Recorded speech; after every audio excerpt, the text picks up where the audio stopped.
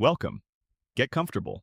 Grab something warm, settle into wherever you feel most at ease, and let's spend some time together inside a universe that is simultaneously the most absurd, the most heartbreaking, the most scientifically curious, and the most lovingly constructed piece of animated television ever produced. Rick and Morty is one of those rare shows that rewards patience. The longer you sit with it, the more it gives back. There are layers stacked under layers, jokes folded inside of other jokes, and lore that quietly accumulates across seasons like sediment at the bottom of a very strange and beautiful ocean.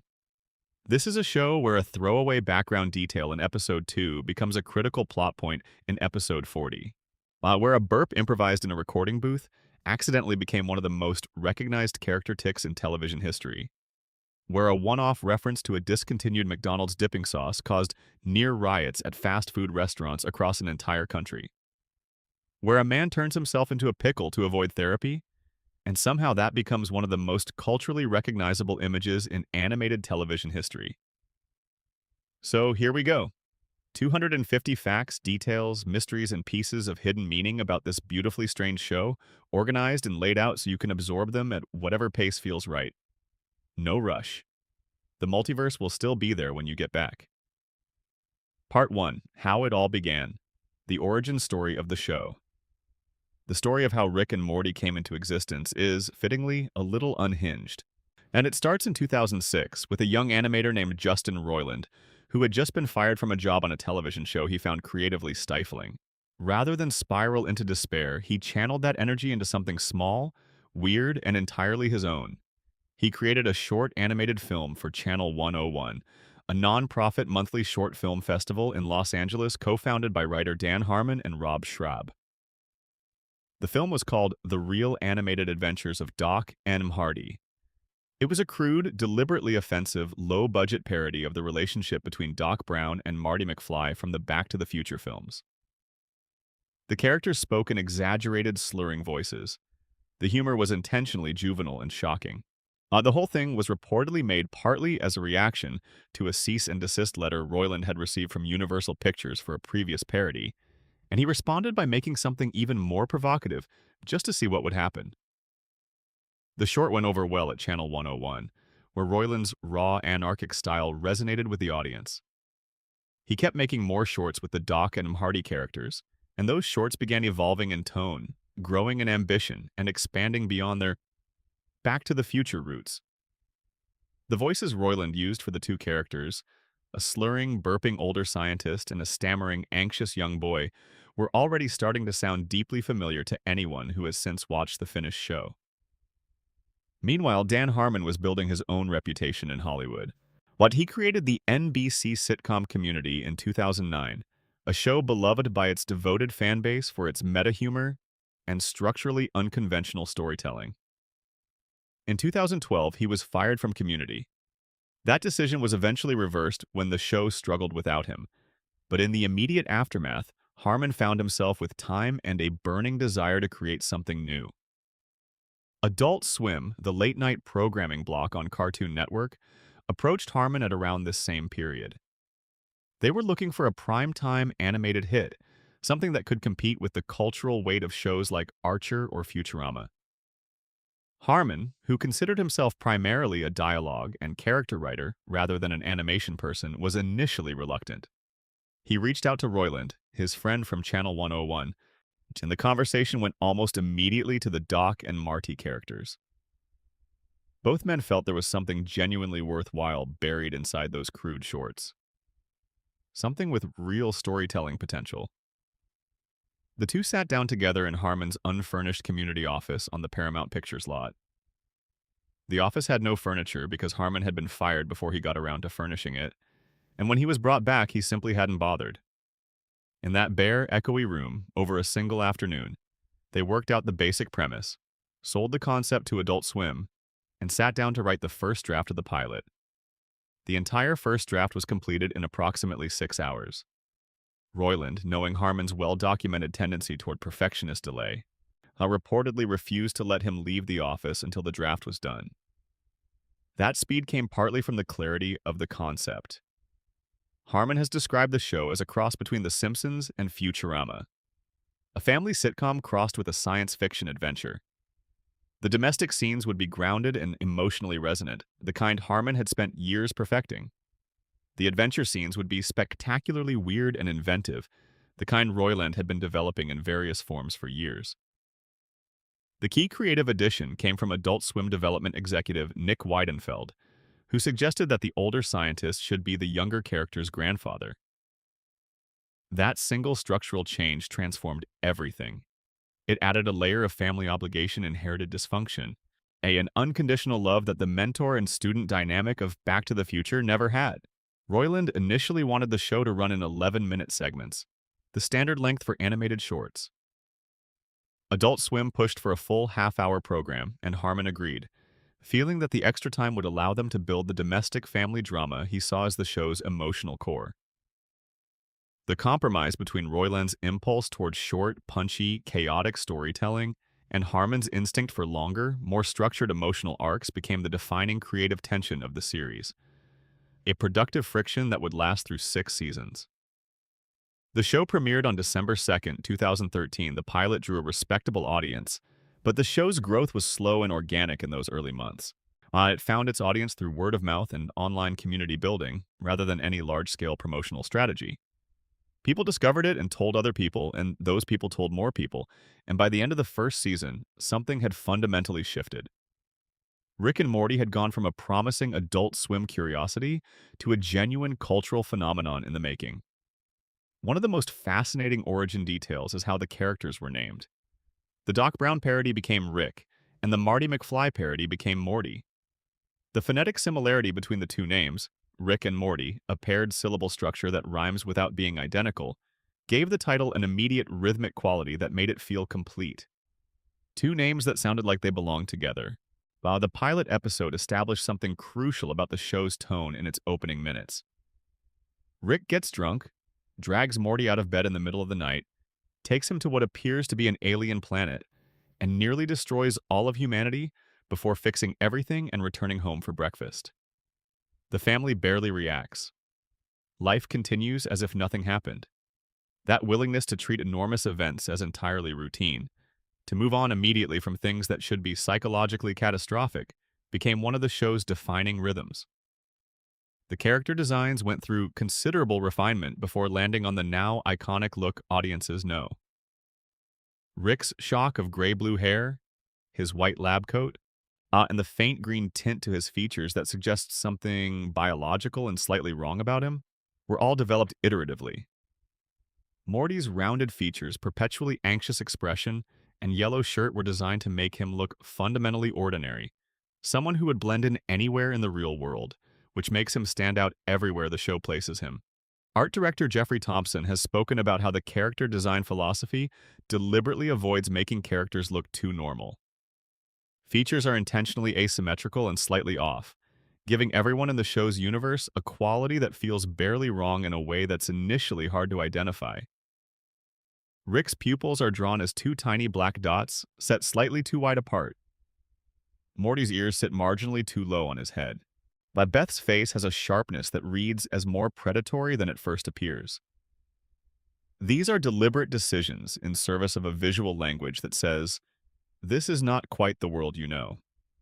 The show was animated by Starburns Industries, a studio co-founded by Harmon, during the first season of Community alongside Dino Stamatopoulos, the actor who played a character called Starburns on that show. The studio had already won a Primetime Emmy Award for animation for a stop-motion Community episode, giving them real credibility before Rick and Morty made them widely known. Every Rick and Morty episode uses the story circle, Harmon's simplified adaptation of Joseph Campbell's hero's journey, broken into 8 steps. A character is in a zone of comfort, wants something, enters an unfamiliar situation, adapts to it, gets what they wanted, pays a heavy price, returns to their familiar situation, and has changed. This structure appears in virtually every episode, sometimes played straight, sometimes inverted, sometimes applied to multiple characters simultaneously. Fans who learn about it can identify the shape of almost any episode after watching its first 2 minutes. A quality that functions as a guarantee of emotional coherence, even within the most chaotic premises. By the end of the first season, Rick and Morty was the most successful new show Adult Swim had ever produced. That success would only compound from there. Part 2. The voices behind the madness. Cast facts and recording secrets. Most animated shows cast different actors to play different characters. Now, Rick and Morty built its central relationship around a single man doing both primary voices. A decision that created logistical challenges while producing artistic results that would have been impossible any other way. Justin Roiland voiced both Rick Sanchez and Morty Smith from the show's premiere through the end of Season 6. Rick's voice is a low, slurring rumble perpetually on the edge of falling asleep or starting a bar fight. A voice suggesting massive intelligence filtered through a body that has been chemically abused for decades. Morty's voice is higher, breathy, perpetually on the edge of panic. The voice of someone always slightly behind the conversation, desperately trying to catch up. What Roiland brought to both performances that was genuinely impossible to replicate was his approach to improvisation. That he would frequently go off-script in ways that made both characters feel organic and unpredictable. Because he was voicing both characters, his improvisations were conversational in a literal sense.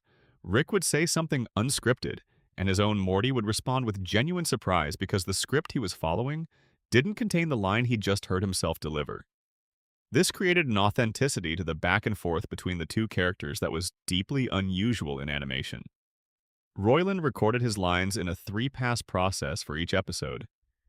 First, a pass noting where he wanted to insert burps into Rick's dialogue. Then a second pass with the actual burps incorporated.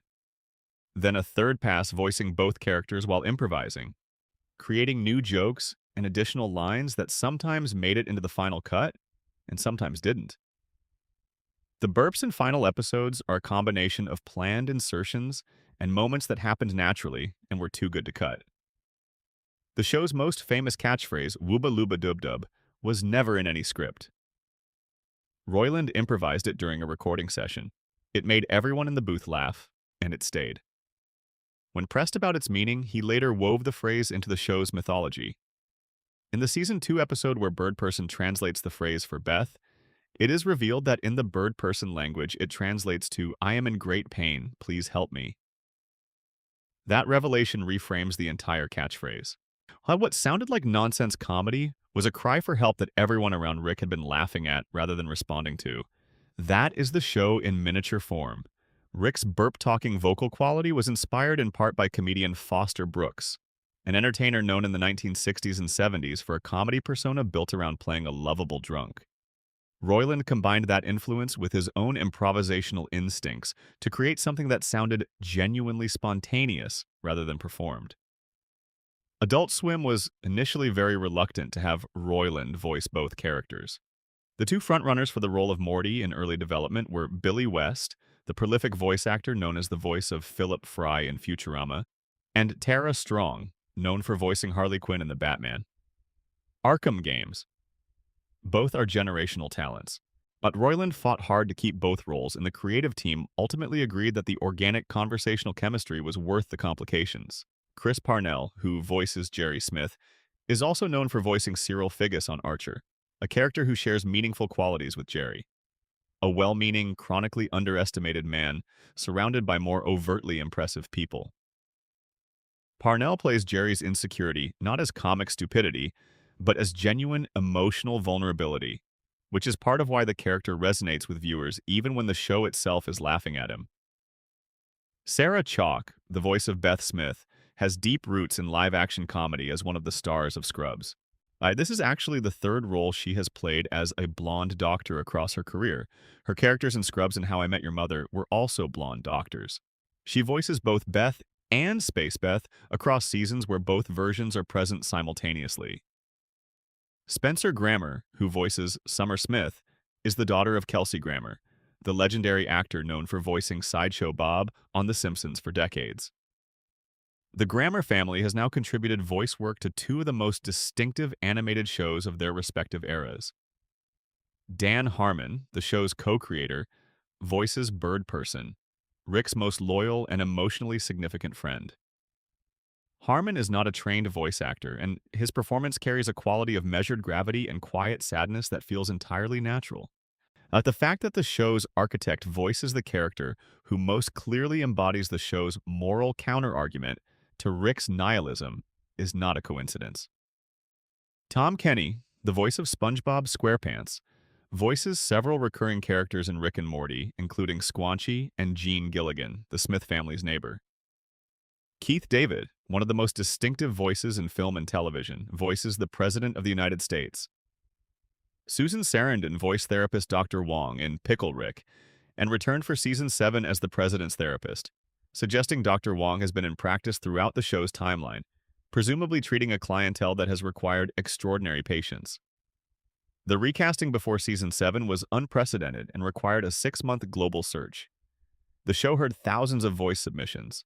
As executive producer Scott Marder described finding Rick's voice as particularly difficult. Many auditioners could approximate it in short bursts, but couldn't sustain it conversationally.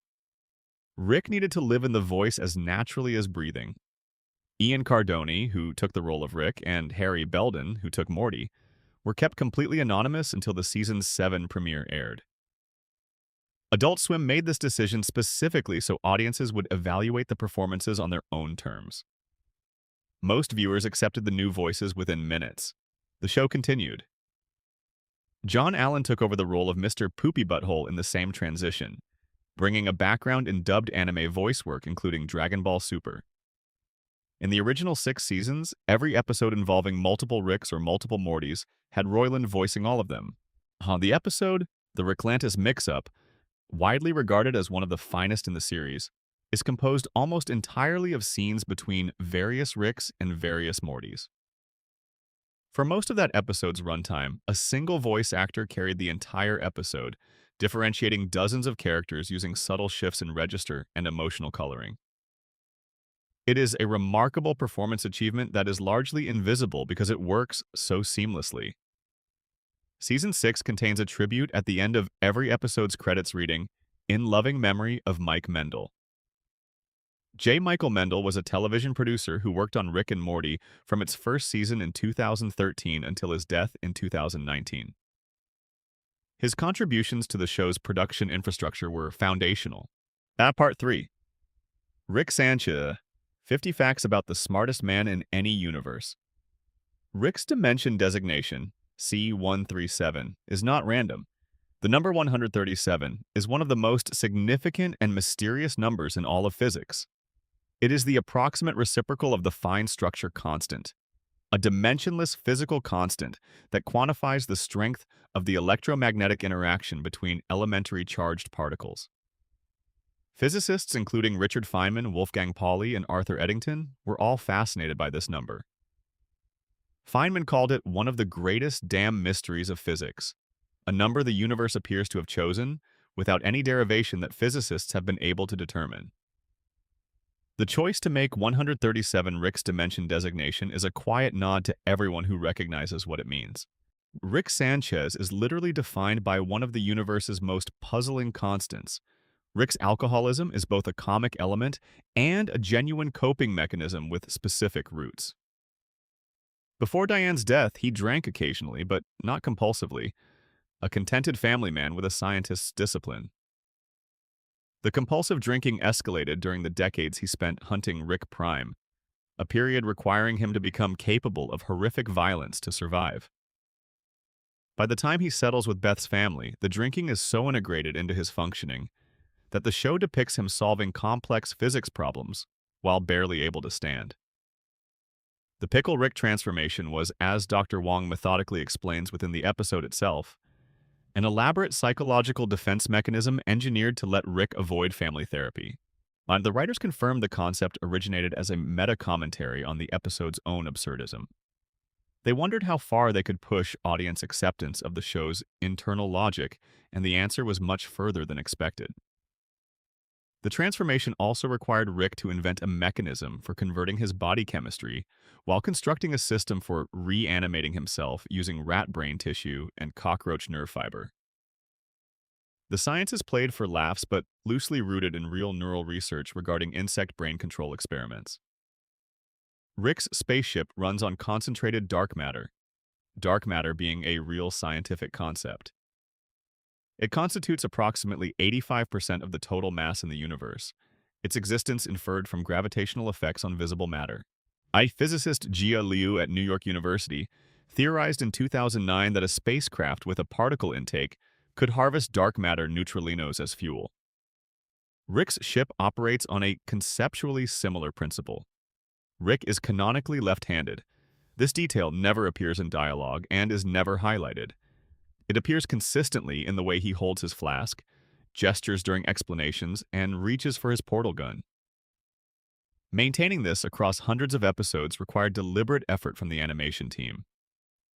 Rick's backstory was deliberately withheld for 2 full seasons in what appeared to be narrative carelessness, but was a specific creative strategy. Harmon and the writing team knew Rick's origin from early development, but they understood that Rick's nihilism, his insistence that nothing matters, that his refusal to engage emotionally, would be fundamentally undermined if the audience knew what he lost too early.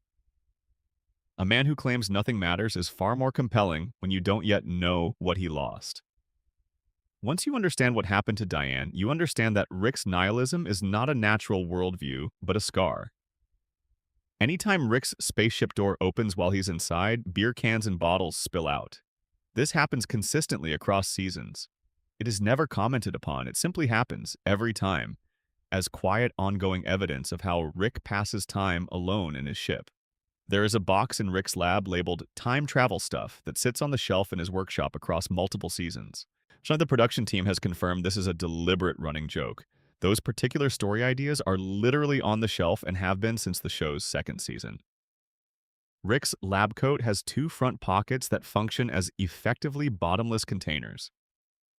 Items he pulls from them include inventions physically too large to fit inside a coat, weapons of mass destruction folded to the size of a thumb drive, and in one episode, what appears to be a hand-knitted sweater that Rick quickly returns to the pocket as if it were not supposed to be visible. Whether that sweater is meaningful characterization or an animator's improvisation is one of the show's smaller unsettled questions. In Big Trouble in Little Sanchez, when Rick transfers his consciousness into a teenage body to go undercover at Morty's school, the teenage version of Rick drawn by the animators looks strikingly like Doc Brown from Back to the Future. This is the show's most direct visual acknowledgement of its own conceptual origins. Rick C-137 is described within the Citadel as a Terror Rick, the designation used for Ricks who have gone rogue and are considered genuinely dangerous to the interdimensional order. Among a population of thousands of the most intellectually dangerous beings in the multiverse, our Rick is specifically flagged as particularly alarming. Rick's relationship to his own genius is complicated by his awareness that in the multiverse there are countless other versions of himself who are equally brilliant. He is not unique. He is one of thousands of Ricks. What distinguishes Rick C-137, what makes him the Rickest Rick, is not greater intelligence but greater loss and different choices. He invented his portal gun independently rather than receiving it as a gift. His singularity is experiential, not intellectual.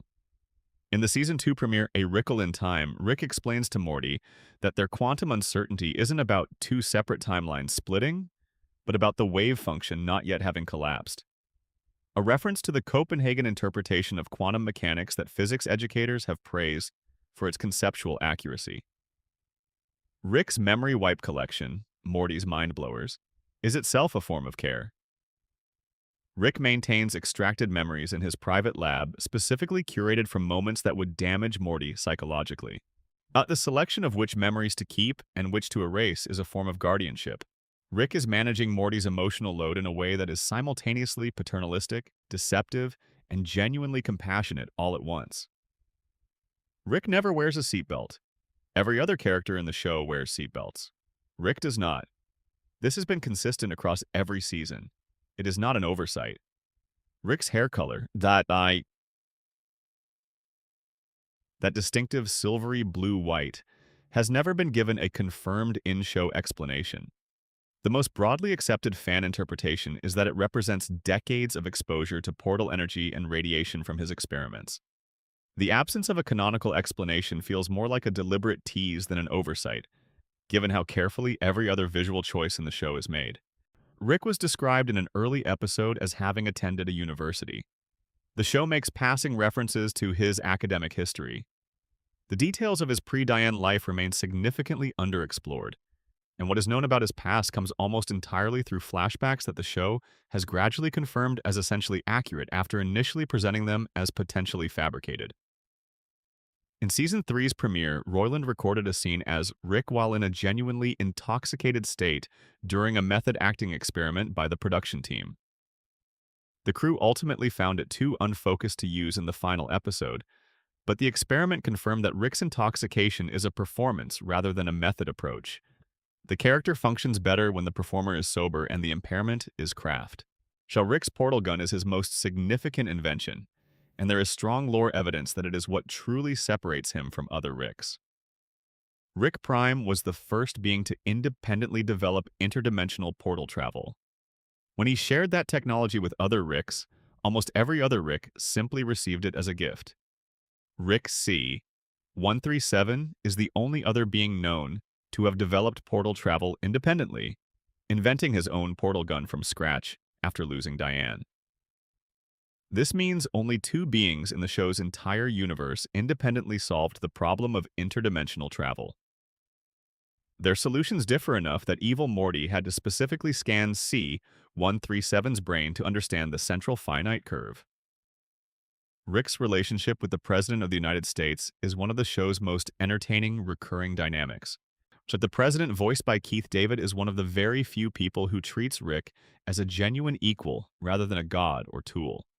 Their rivalry is built on mutual respect expressed through persistent hostility.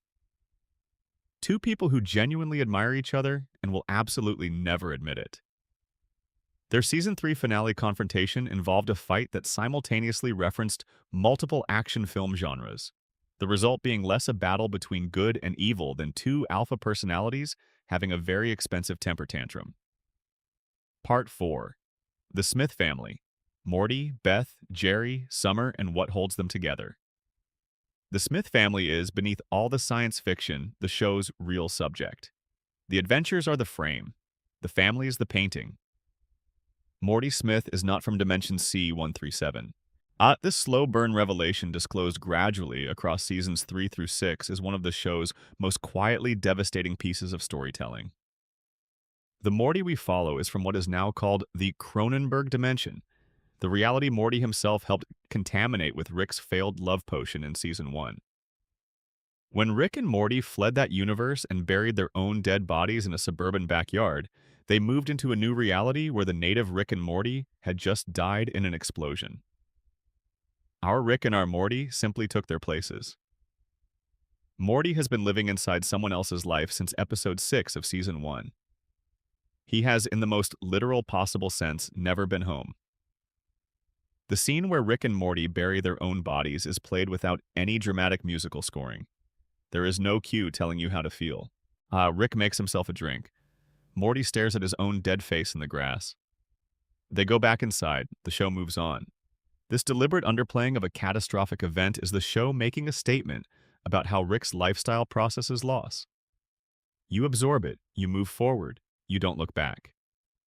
The porch scene with Morty and Summer that follows in Ricksty Minutes, where Morty quietly describes what he and Rick have done, is one of the most affecting pieces of writing the show has ever produced. Jerry Smith's situation is more pitiable than it initially appears. He married Beth when she was 17 and pregnant with Summer. He has spent his entire adult life in a marriage that began as a practical obligation. While working in advertising, an industry presented in the show as among the least creatively fulfilling occupations available, trying to justify his existence in a household that includes the smartest being in the known universe. Jerry's job degrades in prestige and compensation across the show's run, tracking his declining sense of self-worth with quiet fidelity to how professional confidence actually erodes under sustained disrespect. Jerry's relationship with Doofus Rick, a notably kinder, simpler version of Rick in Close Rick Counters of the Rick Kind, is one of the show's most unexpectedly affecting minor stories.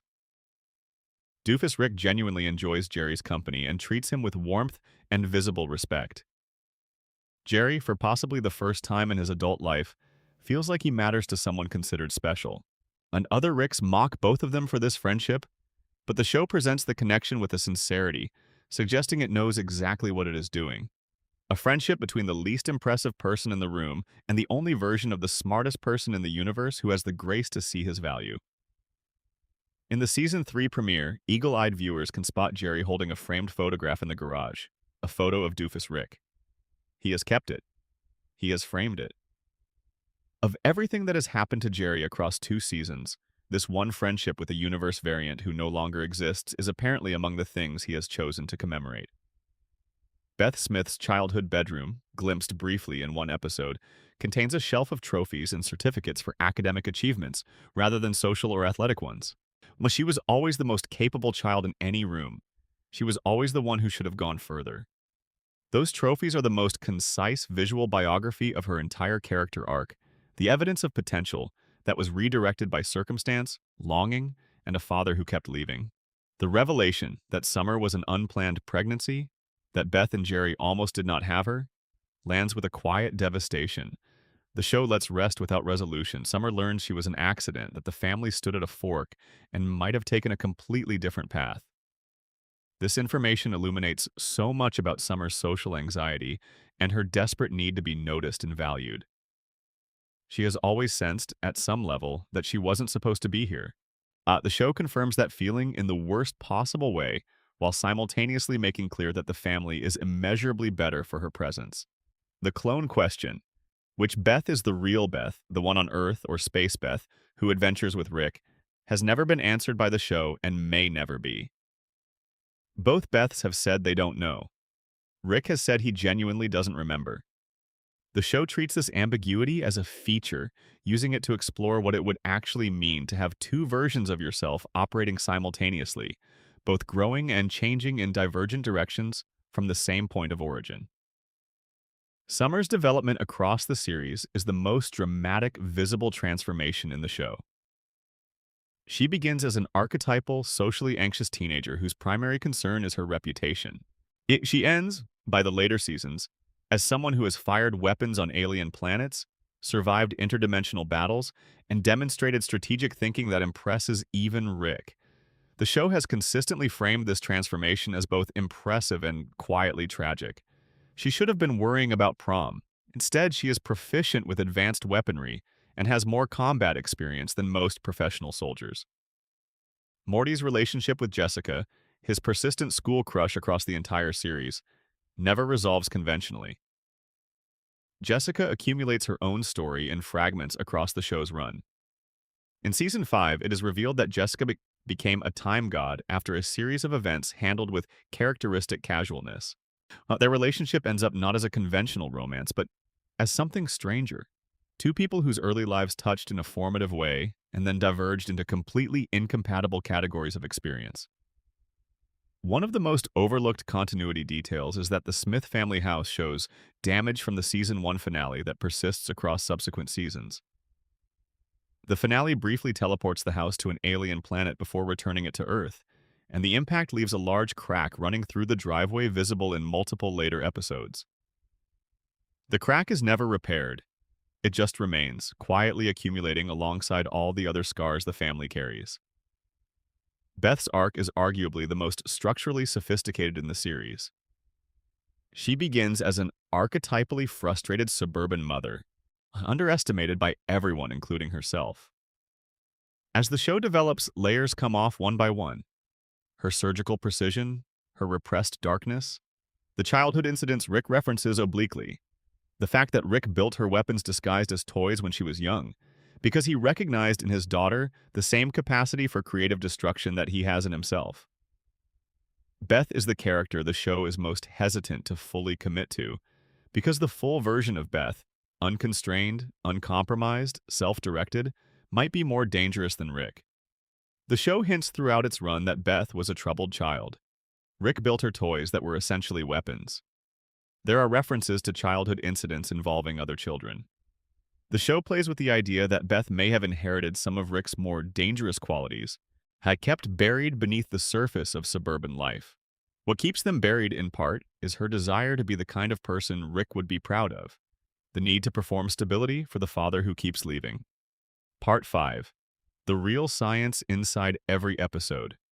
Rick and Morty uses science as a language for emotional truth. The science it reaches for is real, grounded, and often more careful than it has any right to be. The many worlds interpretation of quantum mechanics, first formally proposed by physicist Hugh Everett in 1957, is the theoretical backbone of the entire multiverse structure. The interpretation proposes that every time a quantum measurement occurs, every time a particle can go one of multiple ways, the universe splits, with every possible outcome occurring in a different branch. Over time, this creates an infinite proliferation of universes, each representing a different path through quantum probability space. Rick's portal gun provides access to all of them. The Season 2 premiere, A Wrinkle in Time, handles Schrödinger's thought experiment with conceptual accuracy that physics educators have praised. The episode depicts Rick, Morty, and Summer in a quantum superposition, neither definitively in one timeline nor another, until a decision collapses the wave function. The visual grammar of the split-frame representation is actually a more honest depiction of quantum superposition than most popular science attempts.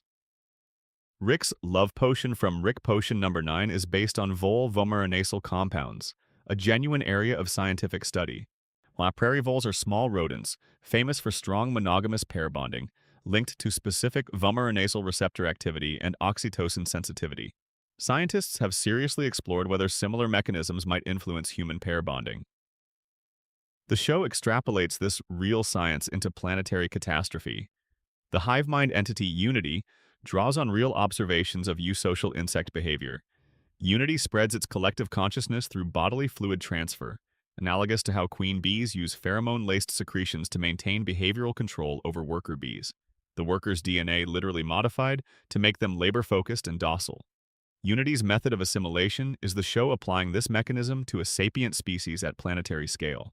But the microverse battery from The Ricks Must Be Crazy, a miniature universe Rick created specifically to generate power for his car, engages with substrate independence theory, the idea that consciousness and civilization can emerge from any sufficiently complex information processing system, regardless of physical scale. The episode's moral layer, Rick built a civilization to exploit its inhabitants for energy, is not separate from the science but an extension of it. Rick's time notation in background calculations uses vector notation rather than scalar notation, treating time as a quantity with both magnitude and direction, rather than simply a coordinate. This is the show's way of indicating that Rick has solved not just time travel, but the directional nature of time itself. The simulation theory referenced in A Night Shame Aliens engages with philosopher Nick Bostrom's simulation argument, published in 2003, which has since been discussed seriously by physicists including Neil deGrasse Tyson. Rick's casual familiarity with nested simulations plays directly into this discourse. Dark matter constitutes approximately 85% of the total mass in the universe. Its existence is inferred from gravitational effects on visible matter. Physicist Jia Liu at New York University published work in 2009 on spacecraft using dark matter, neutralinos as fuel. Rick's ship operates on a conceptually related principle, making the dark matter engine one of the show's most scientifically credentialed inventions. The truth tortoise in Morty's Mind Blowers whispers something inaudible to Morty. When the audio is reversed and cleaned up, it appears to say, "Paul is dead. Hi, I'm a beetle." A reference to the conspiracy theory that Paul McCartney died in 1966 and was replaced by a double, with the Beatles encoding messages about his death in reversed recordings. The backwards message is a deliberate production team placement. The Season 3 episode Rest and Ricklaxation introduces toxin versions of Rick and Morty, all of their psychologically harmful qualities extracted and given physical form. This is the show engaging with projection and psychological shadow theory. The concept, developed by Carl Jung, that the parts of ourselves we consider unacceptable don't disappear when suppressed, but accumulate in a psychological shadow that then influences behavior in indirect ways. Toxic Rick and Toxic Morty are quite literally Jungian shadow selves given form. Part 6. Easter eggs, hidden details, and the art of the background.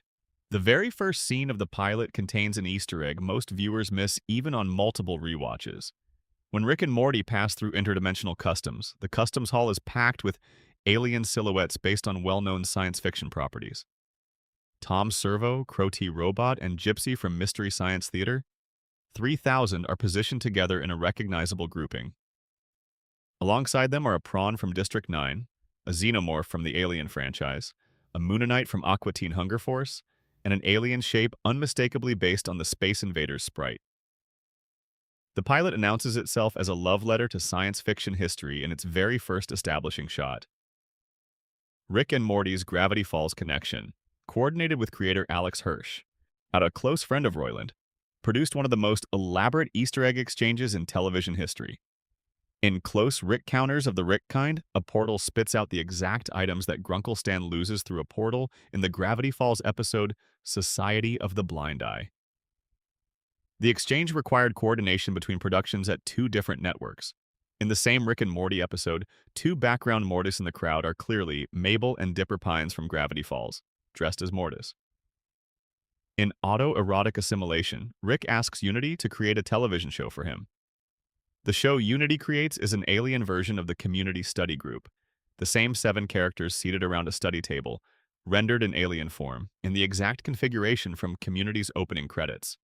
This is a personal note from Dan Harmon to viewers who followed him from his previous work.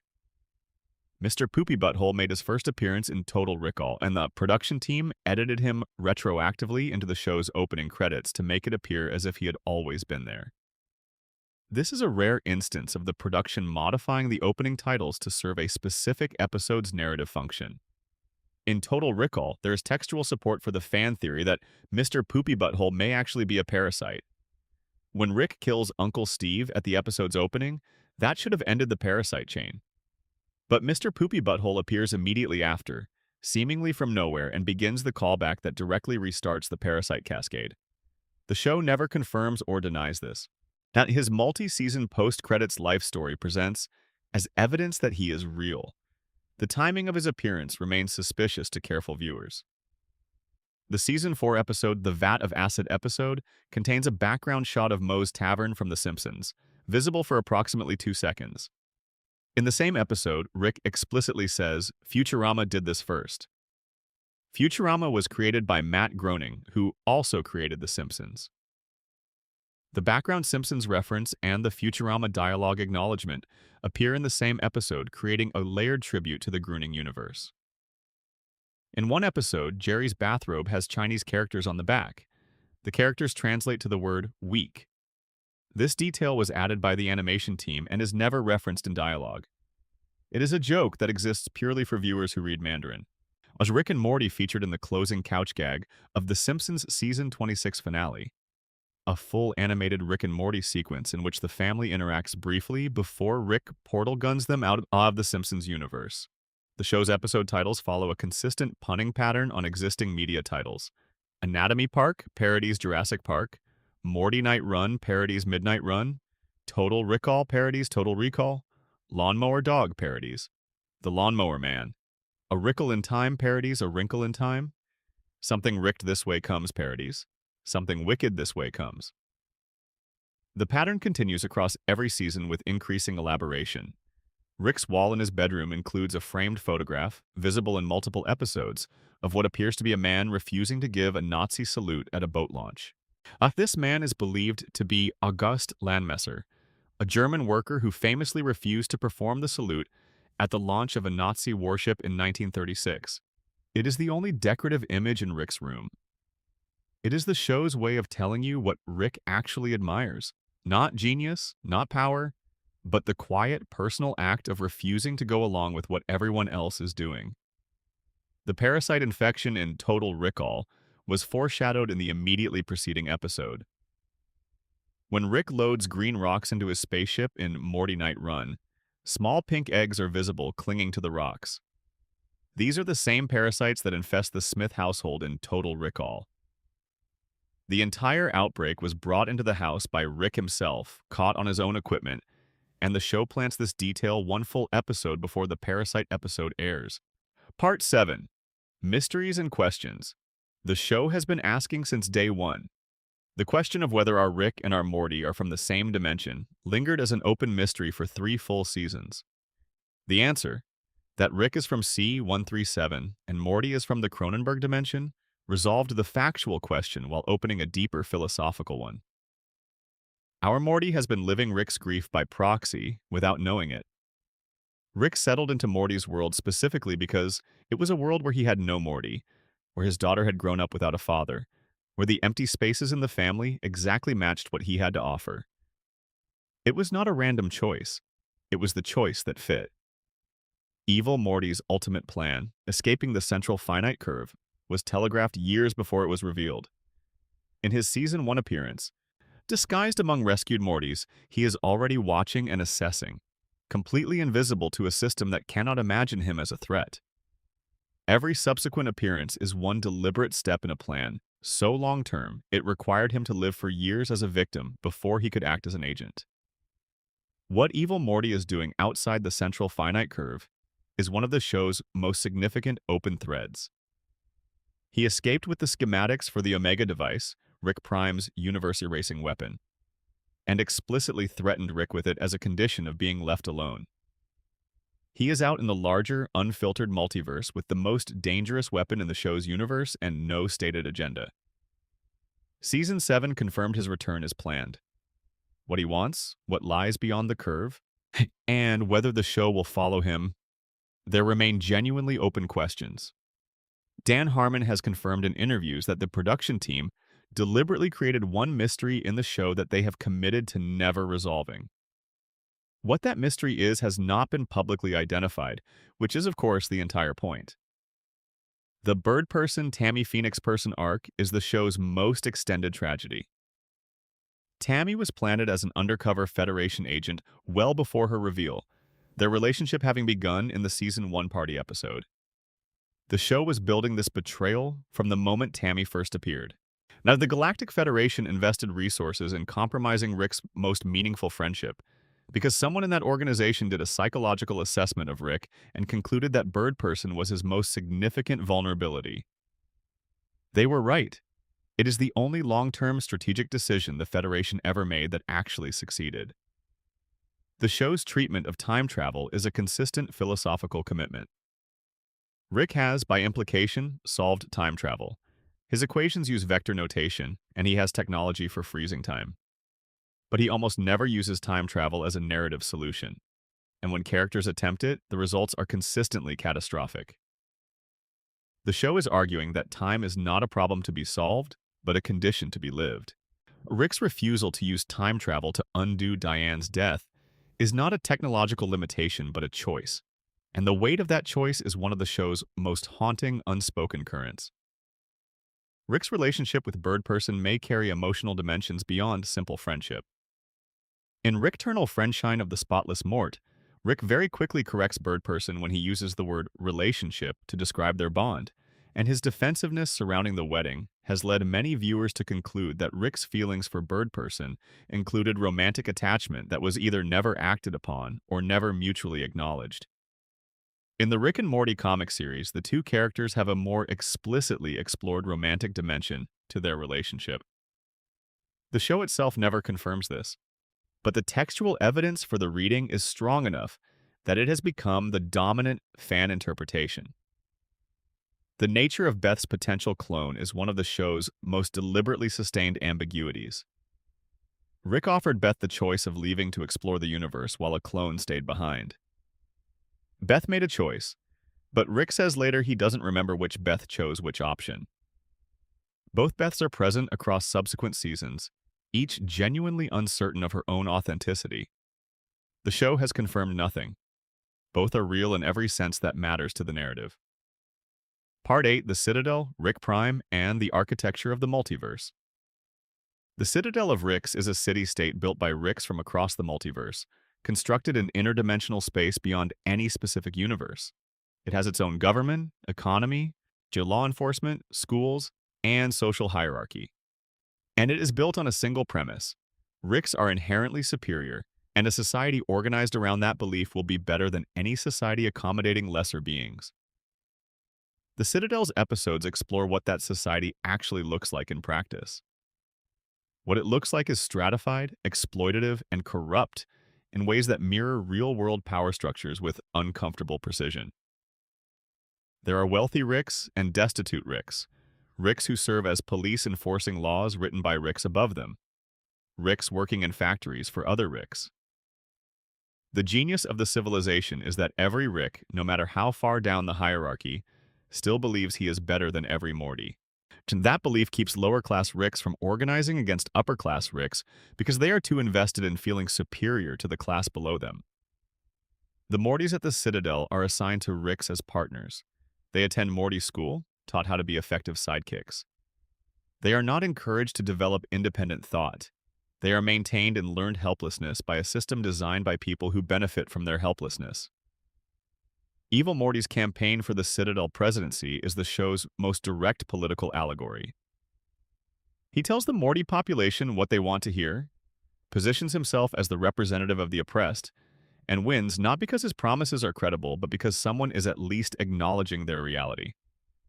The Ricks cannot imagine him winning. Their absolute certainty that a sidekick cannot lead is the exact vulnerability he exploits. He becomes president not in spite of their arrogance, but because of it.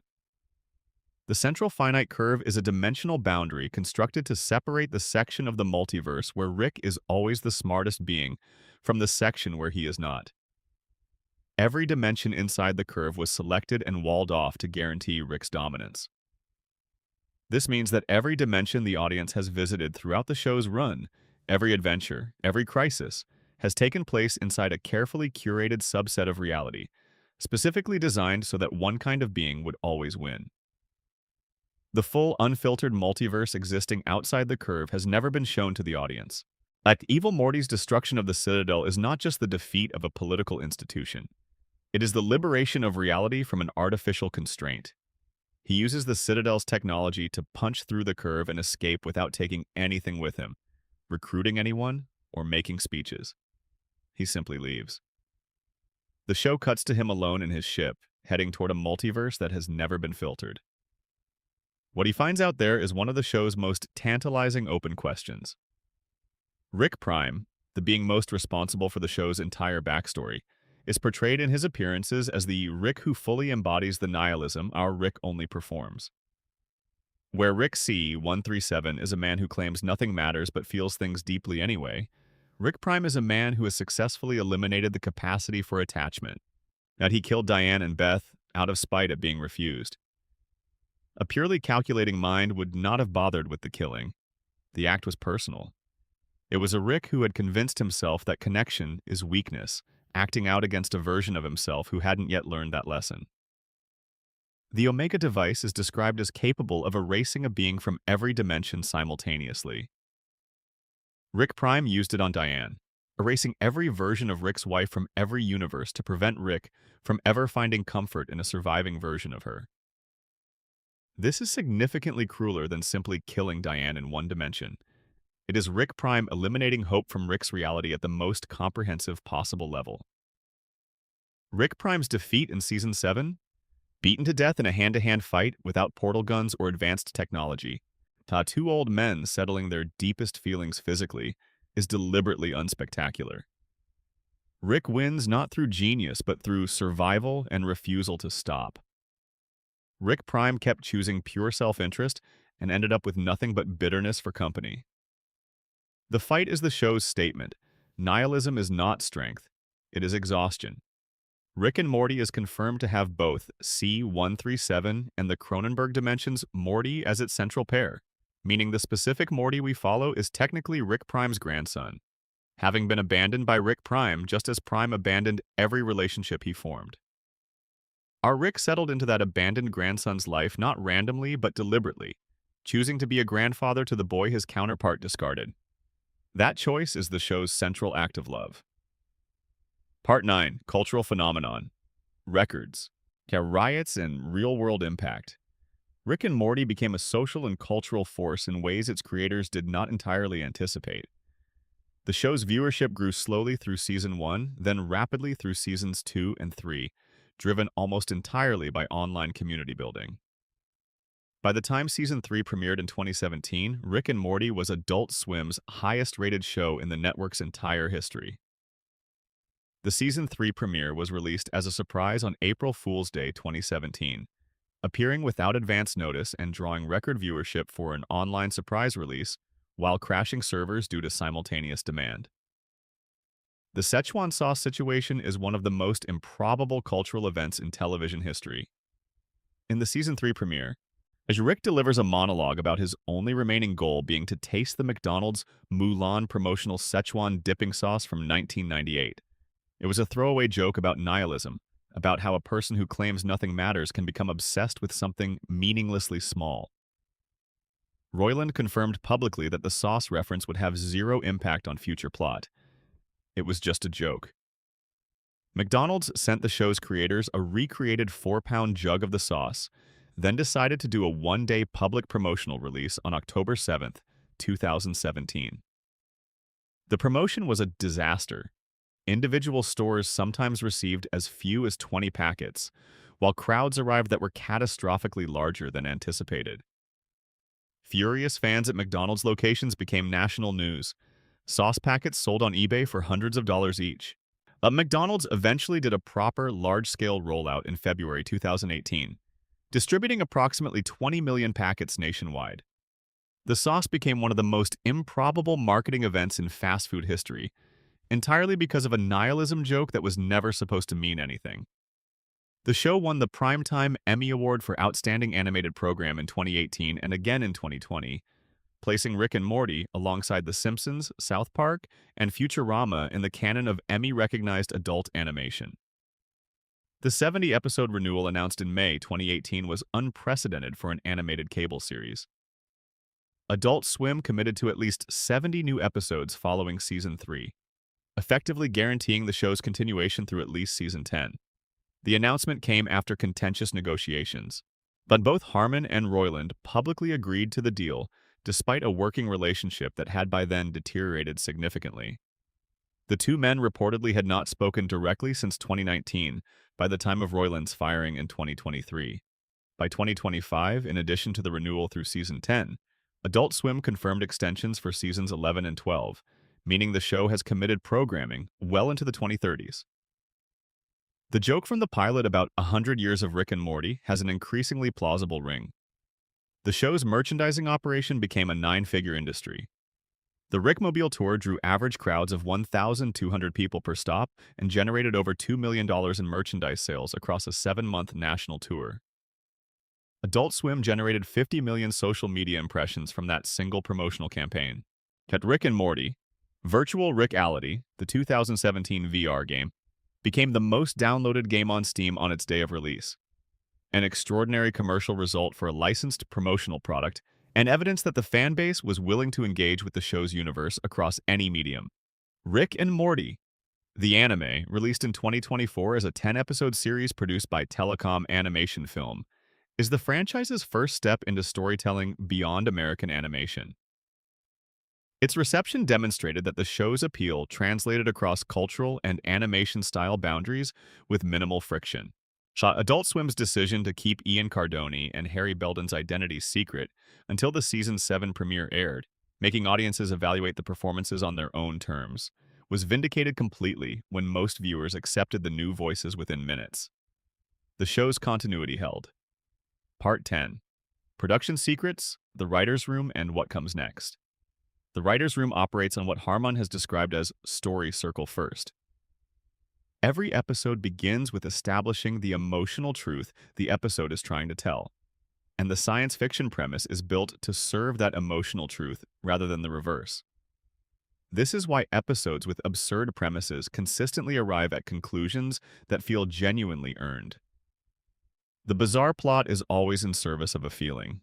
The show's music, composed by Ryan Elder, and operates on deliberate tonal contrast. Tender piano figures appear under scenes of emotional violence. Electronic percussion hits during domestic comedy. Elder's score works in the gap between what a scene shows and what the music says, creating productive friction that forces viewers to synthesize their own emotional response. The animation uses Toon Boom harmony for characters, while background art is created in Adobe Photoshop. standard industry tools applied with a distinctive visual philosophy. Backgrounds are painted with more detail and environmental specificity than typical in cable animation, creating spaces that feel genuinely inhabited.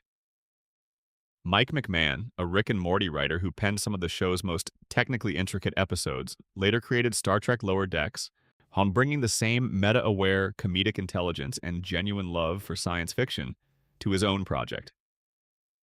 The 2023 Writers Guild of America strike affected production timelines for the show, pushing Season 8 from its anticipated 2024 window to a May 2025 premiere. The strike was an industry-wide work stoppage over compensation and working conditions in a landscape changing rapidly due to streaming and emerging artificial intelligence applications in creative processes.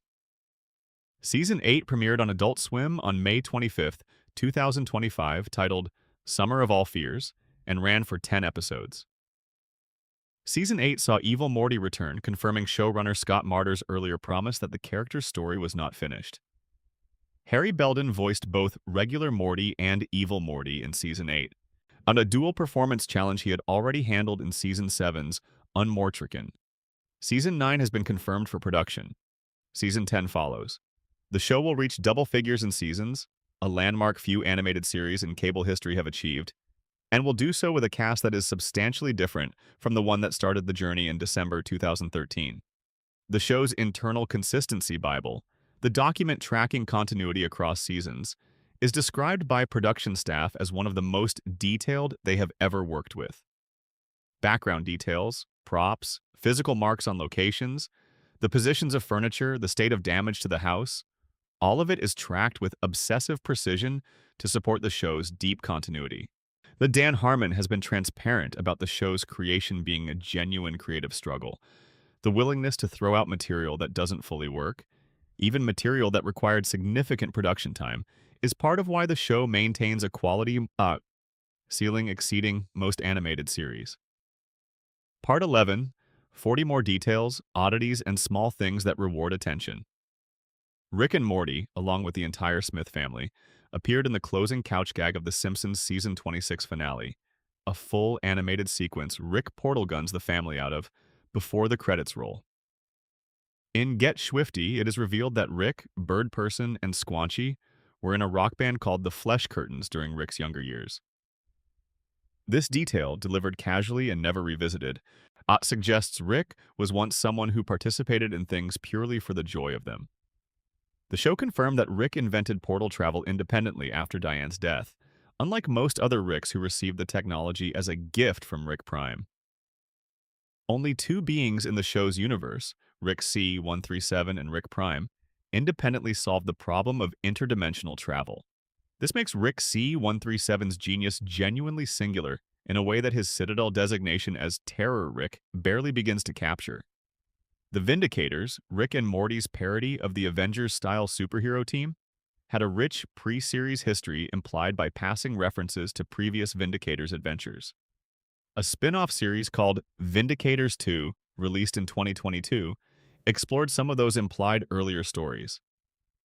Jerry's bowling ball, which appeared in an early episode in Rick's garage, is present in the background of multiple subsequent episodes. It has never been used, referenced, or explained. It is simply there, persistent, unobserved, slightly melancholy.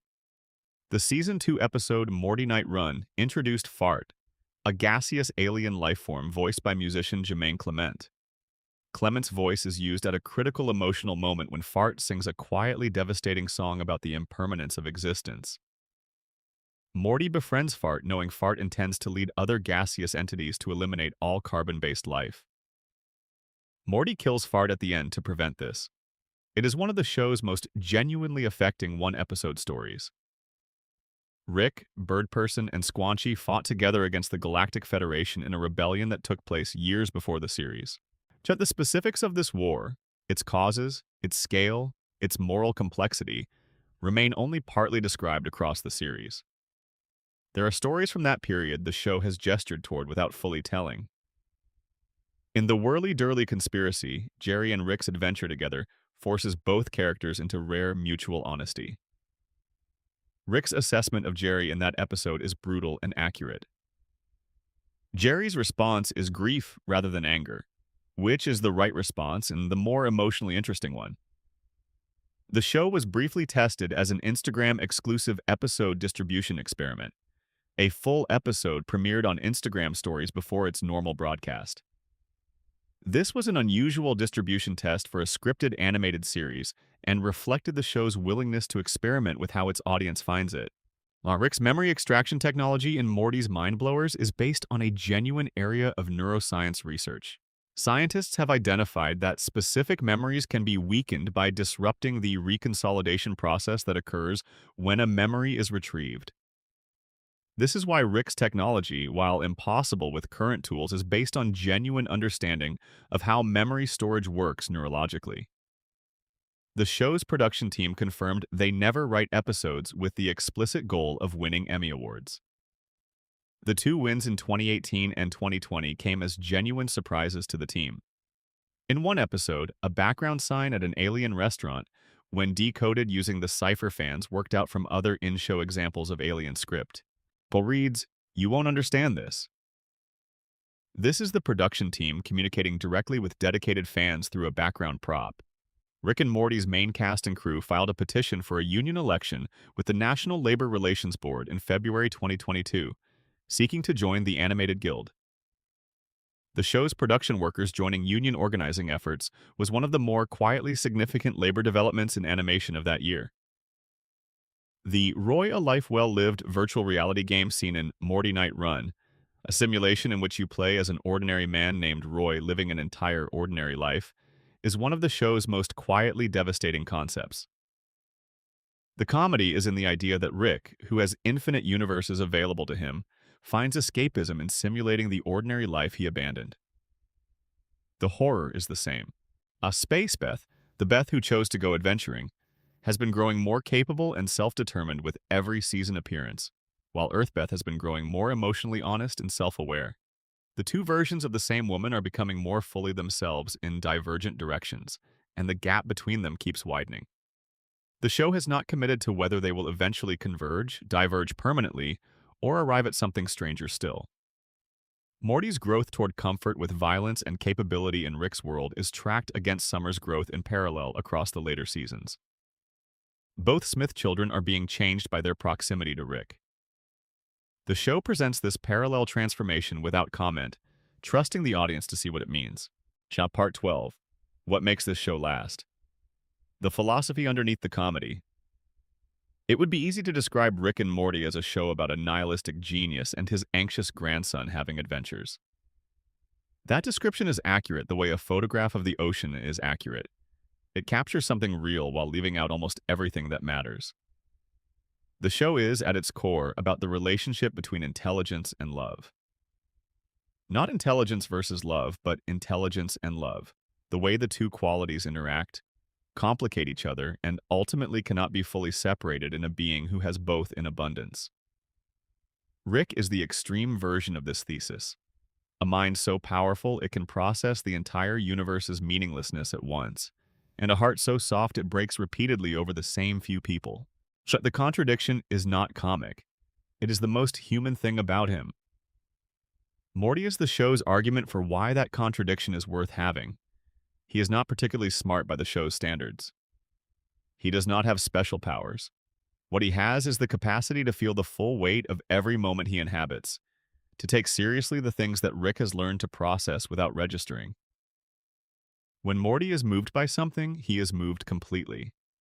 He is the audience's nervous system inside the narrative, and his presence occasionally forces Rick to experience his own life at ground level, rather than from the remote perspective of someone who has seen too much to be surprised by anything.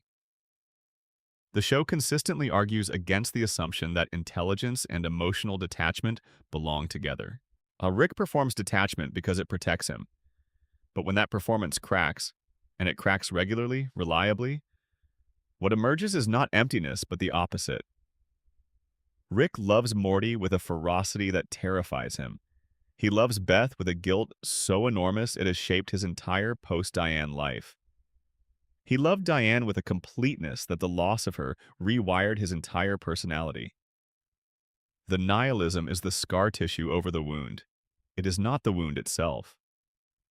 The show's ongoing project, still unfinished, still building across seasons, looks very much like Rick choosing, fully and consciously, to be part of a family he didn't start and doesn't technically belong to.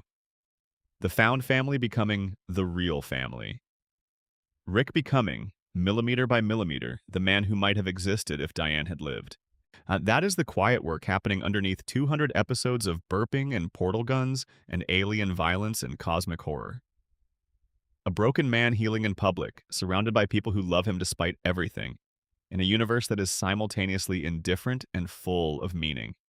Rick and Morty is, in the end, a love story. It just doesn't look like one until you've been paying attention for a while. And if you've made it this far, if you've sat with all of these facts and mysteries and quiet details, then I think you've been paying attention. I think you understand exactly what this show is doing. And I think it's the kind of show that will keep rewarding you for as long as you keep watching. Thank you for spending this time here. If this was the kind of video you want to see more of, this slow, comfortable, deeply curious kind of deep dive into the things we love, a subscription means genuinely more than I can properly express. It's free, it helps keep this channel going, and it tells me that this kind of content is worth making for you. See you next time. Take care of yourselves. Script for Q Pickle Rick. 250 Rick and Morty facts and mysteries. To get cozy with bonus section 1, the deeper character studies. 100 additional facts across every character. Let's slow down and go deeper still. Because Rick and Morty is a show that has been running for over a decade now, and across that decade, the writers have been quietly building out every corner of this universe with a level of dedication that most shows reserve only for their leads. What follows is a second round of facts, organized by character and topic, and that rewards the viewer who has already been paying attention and wants to go further. Rick Sanchez. 30 additional facts. The first time we see Rick genuinely cry in the series, it is not over Diane. Not over Beth, not over any of the catastrophes he has survived. It is in the episode Autoerotic Assimilation, after his relationship with Unity ends. Unity leaves him a note explaining that he is the kind of person who destroys everything good around him simply by existing near it. Rick reads the note, goes to his lab, and prepares what appears to be a device designed to end his life. He sets it up. He looks at it. And then the credits roll over him sitting at his workbench with the device not activated. The show never addresses what happened in that moment or what decision Rick made. Yeah, it simply shows the aftermath of the decision and moves on. This is the show at its most honest and its most trusting of the audience.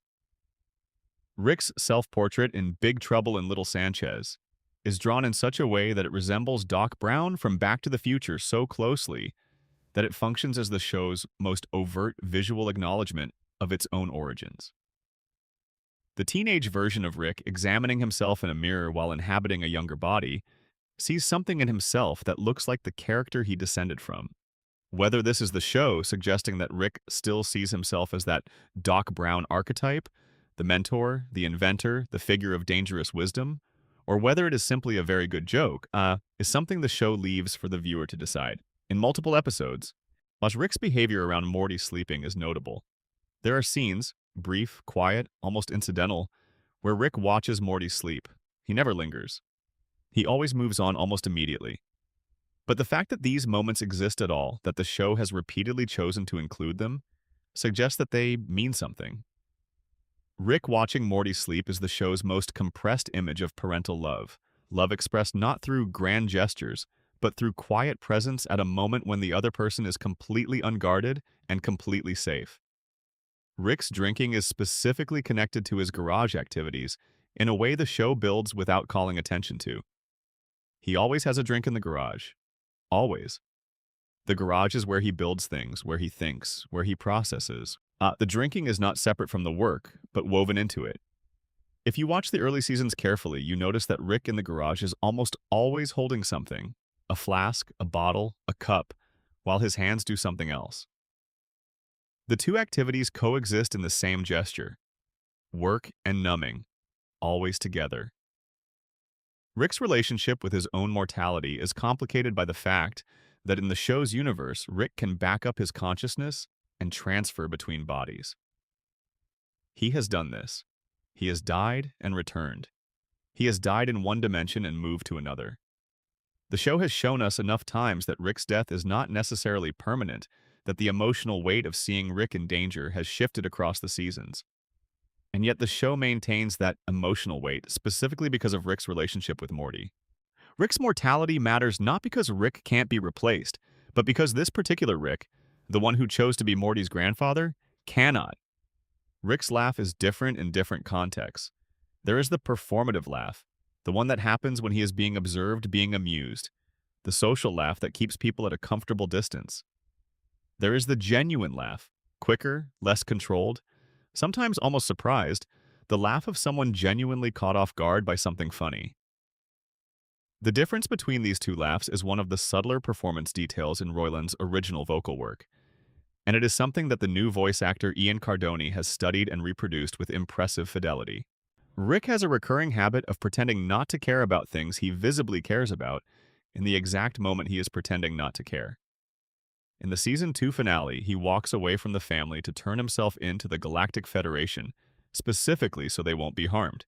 He makes a sacrifice while simultaneously maintaining the persona of someone who doesn't care what happens to anyone. The sacrifice and the persona coexist in the same moment. He is the kind of person who would die for you while telling you to your face that you don't matter. The specific color of Rick's portal gun fluid, that neon green, was chosen deliberately to echo the color of Rick's belt buckle, his eyes in certain lighting conditions, and the slight green tint to his complexion. But the visual rhyme between the portal gun's fluid and Rick's own biological appearance is the show's way of suggesting that Rick's technology is an extension of himself at a physical level, that his inventions and his body are made of the same substance in some meaningful sense. In the background of Rick's lab, across multiple episodes, there are photographs and clippings pinned to the walls and surfaces. Many of these photographs have been identified by fans as references to real scientific papers, real experiments, and real theoretical models. The production team researched actual physics papers and used their visual formats to create authentic-looking research materials. You can't read them in the show, but they are correct. Rick has, at various points in the series, expressed genuine admiration for a very small number of things.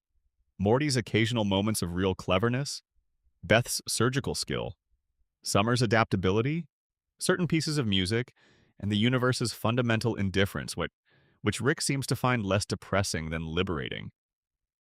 His nihilism is not pessimistic about the universe, but about human pretension. The universe is fine. It is people, with their hierarchies and their certainties and their desperate need to matter, that Rick finds exhausting. In one of the more quietly devastating callbacks in the series, Rick's computer in the garage, the AI voice that helps him in his lab, the one modeled on Diane's voice, occasionally responds to Rick in ways that are warmer and more patient than pure functionality would require. Rick designed it that way, that he programmed his dead wife's voice into his workspace and made it gentle with him. He lives with her voice every day, and he never mentions it. And the show never makes it a plot point. It is just there in the background of every lab scene. Rick's relationship to failure is fundamentally different from how most characters on television experience it. Rick fails regularly and catastrophically. His inventions backfire. His plans have unforeseen consequences. His certainty leads him into situations that require increasingly desperate improvisation. But Rick's relationship to these failures is not the relationship of a person who finds failure shameful. He processes failure as data. Each disaster is information. Each ruined dimension is a data set. The emotional cost is real, but the analytical engagement with it is immediate and continuous. Rick's friendship network, prior to the events of the series, was extensive and intense. The people he fought alongside, built things alongside, survived alongside, Bird Person, Squanchy, and others unnamed, constituted a world that Rick largely dismantled by the time the show begins. The process by which Rick went from someone embedded in a community of comrades to someone living alone in his daughter's garage is one of the show's great implied backstories. Rick's position within the Smith family is simultaneously that of guest, patriarch, disruptor, and savior. He moved into someone else's house, took over the most important room in it, made himself indispensable, and continues to behave as if the arrangement is purely temporary while remaining for years. This is the behavior pattern of someone who wants to stay but cannot allow himself to commit to staying, because commitment requires the acknowledgement that this is a home worth keeping. The show has, across multiple seasons, confirmed that Rick has something approaching a genuine moral code despite his stated nihilism.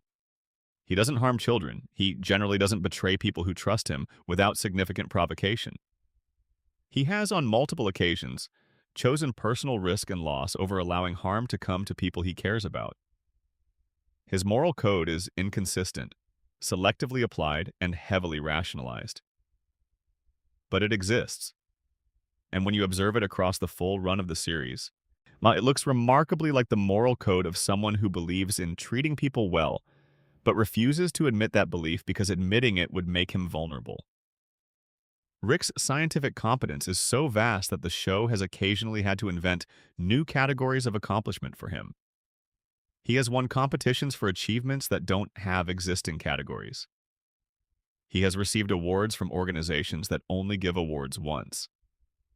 He has been banned from dimensions not because he committed crimes there, but because his mere presence was destabilizing to their physics.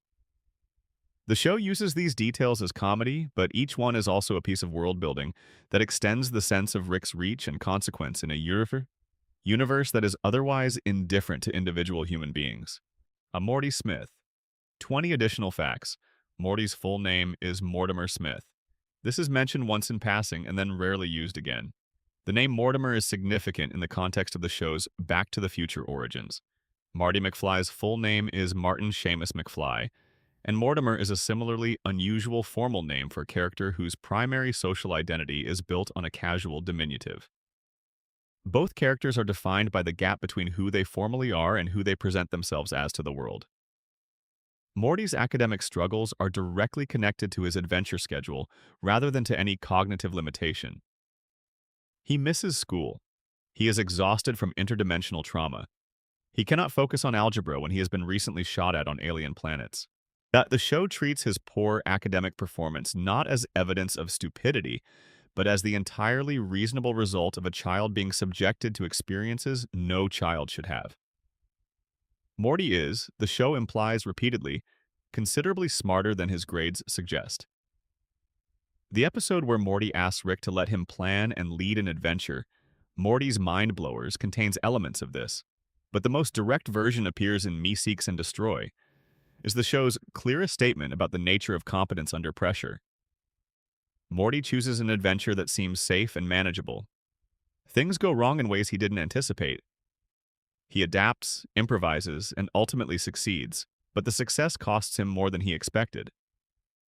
The show structures this episode specifically to give Morty a win, but a qualified win, the kind that leaves you changed rather than triumphant. Morty's relationship with violence has a traceable arc across the seasons that is one of the show's more uncomfortable ongoing subjects. In Season 1, he is horrified by violence and avoids it wherever possible. By Season 3, he is capable of decisive violence when necessary, but still visibly affected by it.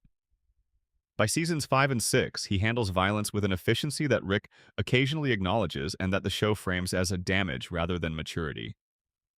Morty is becoming a more dangerous person, and the show is carefully not celebrating this.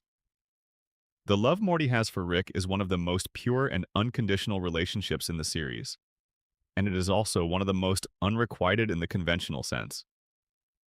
Morty loves Rick openly, demonstratively, and without apparent reservation.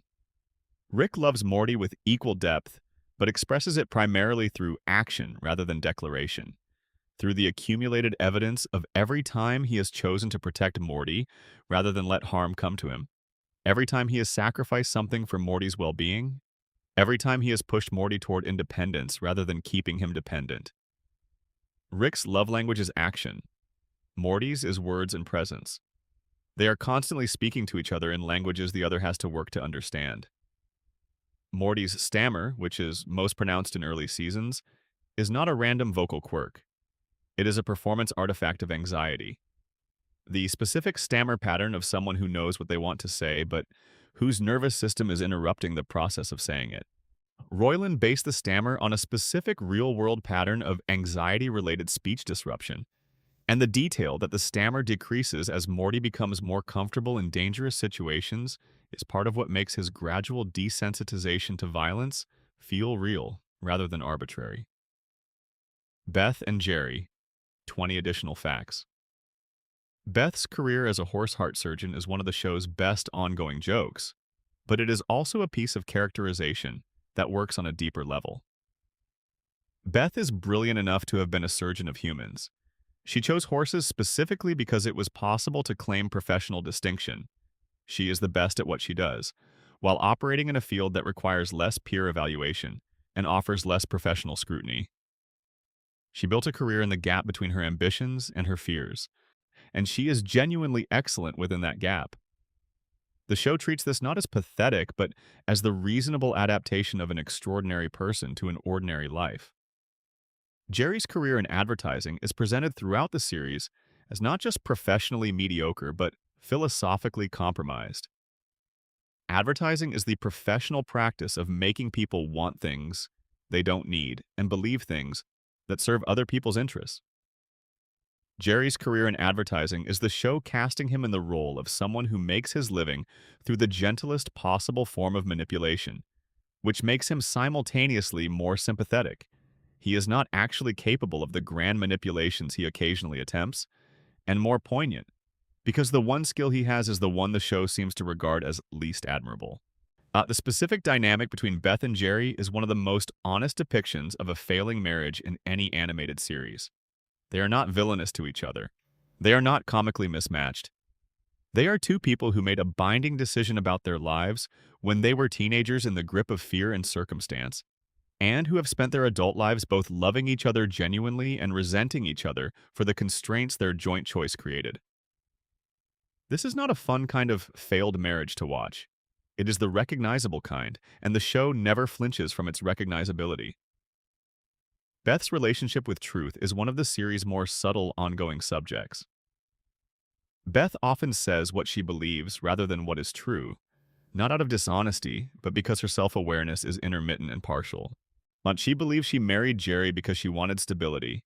She believes she loves her children unconditionally. She believes she admires Rick without reservation. All of these things are true in partial ways and false in partial ways. Beth is someone who has constructed a self-understanding that is comfortable rather than complete, and the show gently keeps providing evidence of the parts she is not looking at. Jerry's moment of genuine triumph. The episode The Whirly-Durly Conspiracy, where he forces Rick to acknowledge what he actually represents, what he has actually cost Beth, what their dynamic actually is one of the most quietly satisfying moments in the series for viewers who have been watching Jerry be minimized by everyone around him for seasons. Jerry is right in that conversation. Everything he says is accurate. Rick knows it. The moment is not played for comedy, but for something considerably more uncomfortable. The recognition that the person everyone has been ignoring has been seeing the situation clearly all along. Summer Smith. 15 additional facts. Summer's development into a capable, adaptable, and increasingly tough person is tracked against a parallel development in Morty across the later seasons. The show is doing two things simultaneously, showing that the children of the Smith family are genuinely remarkable people in their own right, and showing that their remarkableness comes at a cost that the show never lets you entirely forget. They are getting better at surviving things no children should have to survive.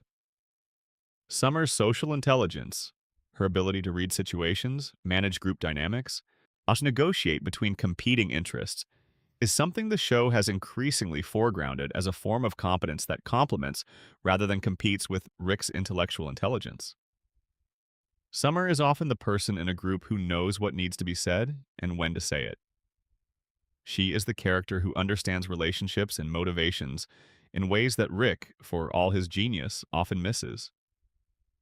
Her social intelligence is the complement to Rick's scientific intelligence that the show has been quietly building since early seasons. Summer's relationship with Rick has evolved from a resentment at being overlooked to something more nuanced and more reciprocal. Rick has, across the later seasons, shown Summer a quality of respect that he extends to very few people. He acknowledges her competence directly, He asks for her help and takes her contribution seriously. Whether this represents Rick finally seeing what has always been there or Summer earning a recognition she had to work for is a question the show leaves deliberately open. Bird Person, Squanchy, and the Resistance. 15 additional facts. Bird Person's name translates literally as bird person because he is a bird person. The show maintaining its tradition of alien naming conventions that are simply descriptive of what the being is.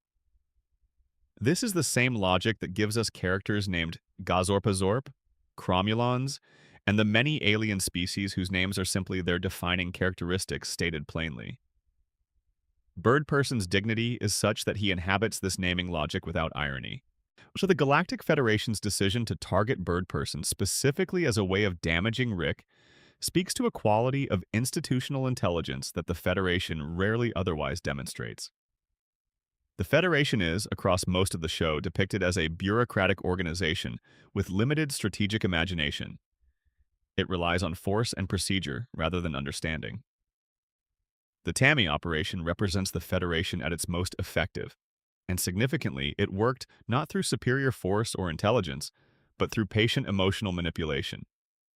The Federation won the Bird Person round not by being smarter than Rick, but by understanding Rick's emotional vulnerabilities better than Rick understood them himself. Squanchy's transformation at the Bird Person wedding, the physical expansion, the decision to fight rather than flee, and the willingness to sacrifice himself for his friend's escape, is executed in approximately 15 seconds of screen time. In those 15 seconds, the show accomplishes something that takes most narrative films 2 hours to build. The transformation of a comic relief character into a genuine hero, accomplished without any change in the character's fundamental nature. Squanchy doesn't become something different. He expresses what he always was in the one context where it fully matters. Rick's old crew, the Flesh Curtains era, the Rebellion era, the people he fought alongside before he settled with Beth's family, represents a community that Rick has systematically lost, abandoned, or outlived over the course of decades. Bird Person gone. Squanchy gone and returned. Others unnamed and unaccounted for. Now, Rick's current isolation in the Smith family is not his natural state, but the end result of a long process of attrition. He used to be surrounded by people as remarkable as he was. Now he is surrounded by a family he didn't start, in a house he didn't build, with a granddaughter and 2 grandchildren, who are not technically his, but who are, in every sense that matters, the closest thing to a home he has left. The Citadel, the multiverse, and the cosmology of the show. 20 additional facts. The Citadel's school system for Mortis, Morty School, is the show's most pointed piece of systemic criticism. The curriculum of Morty School is designed explicitly to prevent Mortys from developing the independence, ambition, or self-regard that would make them anything other than effective sidekicks. The school teaches the one profession available to a Morty and systematically discourages any thought that there might be others. It is education as socialization into a predefined role, which the show presents without softening as an institution of oppression. The fact that thousands of Ricks built the Citadel and maintain it as a civilization, while individually claiming to be hyper-independent, anti-conformist, and above the need for community, is the show's most pointed piece of character comedy about Rick's archetype. Every Rick claims to be unique. Every Rick claims to reject groupthink. And every Rick at the Citadel is participating in the largest, most conformist group project in the multiverse, specifically organized around the shared identity of being a Rick. The contradiction is the point. As the central finite curve's creation required Rick C-137's specific contribution. Evil Morty had to scan his brain to understand how to break it, implying that Rick was personally essential to its architecture. This means that Rick C-137, who built a wall around the multiverse to guarantee his own kind's dominance, spent decades inside that wall hunting for the Rick who made him build it. He was trapped in a universe he helped design, pursuing a purpose that the universe he designed made possible. The circularity is one of the show's most elegant pieces of tragic irony. The existence of the Citadel raises questions that the show has never fully explored. What does the multiverse look like outside the central finite curve? If every dimension inside the curve was selected because Rick is the smartest being in it, then the dimensions outside the curve contain civilizations where Rick is not the smartest, where other beings represent the pinnacle of intelligence. What those civilizations look like, what they have built, what problems they have solved, and whether they are better or worse than the curve's curated collection of Rick-dominated realities is one of the great unexplored territories in the show's universe. The show's multiverse operates on a principle that the writers have described as infinite with memory. That is, while there are infinite dimensions, specific dimensions are consistent and persistent and can be returned to. Rick's portal gun doesn't generate new dimensions but accesses existing ones. This distinction matters for the show's emotional logic. If dimensions are infinite but specific, and then the dimensions Rick has destroyed or abandoned still exist in a specific state, still containing whatever version of events he left behind. Every dimension Rick has trashed is still out there, somewhere carrying the consequences of what he did. The show has established that there are Ricks whose relationship to mortality is even more complicated than our Ricks. Some Ricks have achieved effective immortality through consciousness backup and body transfer. Some Ricks have created versions of themselves that persist after physical death through mechanical or biological means. The diversity of approaches to mortality across the Rick population suggests that the question of what happens to a Rick when he dies is one that every Rick has thought about extensively and that no two Ricks have answered the same way. The Council of Ricks, the governing body of the Citadel that predates Evil Morty's presidency, is depicted throughout its appearances as an organization more interested in self-perpetuation than in the interests of Rick society as a whole. The council members are Ricks who have traded individual freedom for institutional power, which is a particularly ironic position for beings who claim to value independence above all else. Their existence is the show's most direct comment on how ideological commitments about freedom tend to erode when they come into contact with the actual experience of holding power. So Rick Prime's ability to exist in hundreds of places simultaneously, shown in the Season 6 episode where a monitor displays all of his current locations, is the show's most direct indication of how thoroughly he has abandoned anything resembling a normal existence. Where Rick C-137 maintains a single continuous identity even while traveling across dimensions, Rick Prime has fragmented himself across the multiverse in ways that suggest either extraordinary technological capability or a willingness to dissolve the boundary between individual identity and multiversal presence that no other Rick has been shown to achieve.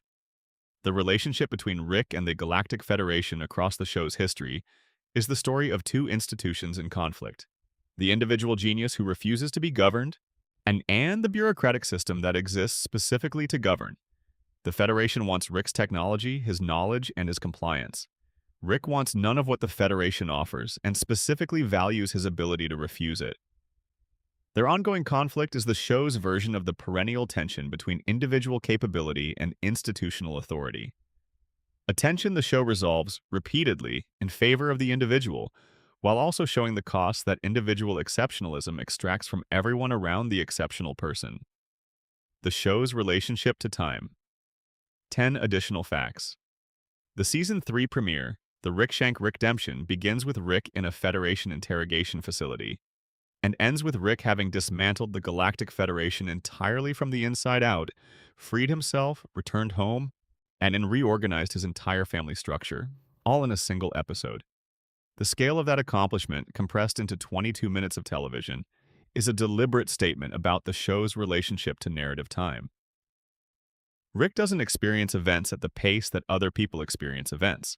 What takes a normal person a lifetime takes Rick an afternoon. The show's treatment of death has been consistent across every season. Death is real. Death has consequences.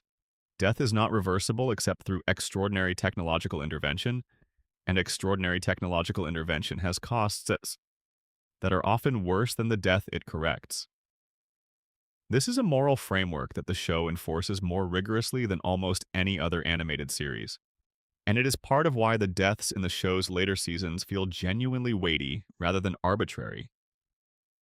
The death of Rick's original Beth and Diane is the foundational trauma of the series, but the show has been careful to develop what it means rather than exploit it. Rick's original Beth never appears on screen alive. We know almost nothing about her beyond her death and its consequences. This is the show's way of treating grief honestly. The person who is lost is not available for us to mourn in the way that would be most narratively convenient. We can only see the hole they left. Time in Rick and Morty is not linear for Rick in the way it is for everyone else. He has seen so many timelines, been in so many realities, experienced so many simultaneous possibilities that his relationship to any single present moment is different from a normal person's relationship to the present. He knows, at some level, that every moment he is in is one of an infinite number of possible moments, and that the specific choices that led to this particular moment are arbitrary from a cosmic perspective. Living with that knowledge while still choosing to act, still choosing to care, still choosing to show up every day and be someone's grandfather, that is the show's most fundamental statement about what heroism looks like in a genuinely infinite universe. Bonus Section 2. The show's relationship to philosophy and its unanswered questions. Rick and Morty engages with philosophical ideas not as intellectual exercises, but as questions with personal stakes. Now, the nihilism is not theoretical for Rick. The anxiety is not abstract for Morty. The show uses philosophy the way good literature uses it, not to provide answers, but to make the questions feel urgent. The question the show asks most persistently, in different forms across every season, is this. If nothing matters objectively, can things still matter subjectively? Can a person build meaning in a universe that doesn't provide it? Can love and loyalty and family and care be real and valuable, even if the universe is indifferent to them? Rick's ongoing answer to this question is complicated and contradictory, which is why he is compelling. He says nothing matters, and then devotes decades of his life to revenge for the murder of his wife. He says love is a chemical reaction, and then puts himself in the path of danger repeatedly to protect his grandson. He says he has no attachment to any particular dimension, and then keeps a time loop running in C137 that traps an entire dimension in the day he lost Diane, because he cannot bear to let that day pass. Morty's answer is simpler and perhaps more honest. Things matter because they matter to you, not because the universe endorses their mattering, not because they will endure beyond your lifetime, not because their significance is recognized by any external authority, but because you experience them as meaningful and you choose to honor that experience. The show's recurring engagement with the simulation theory question, are we living in a simulation, is part of the same philosophical complex. If reality is a simulation, now does that make experience less real?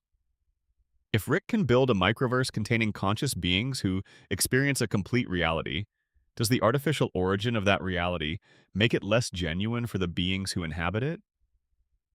The show never answers this question, but it keeps asking it in different forms because the answer has direct implications for the show's own status as a fictional universe.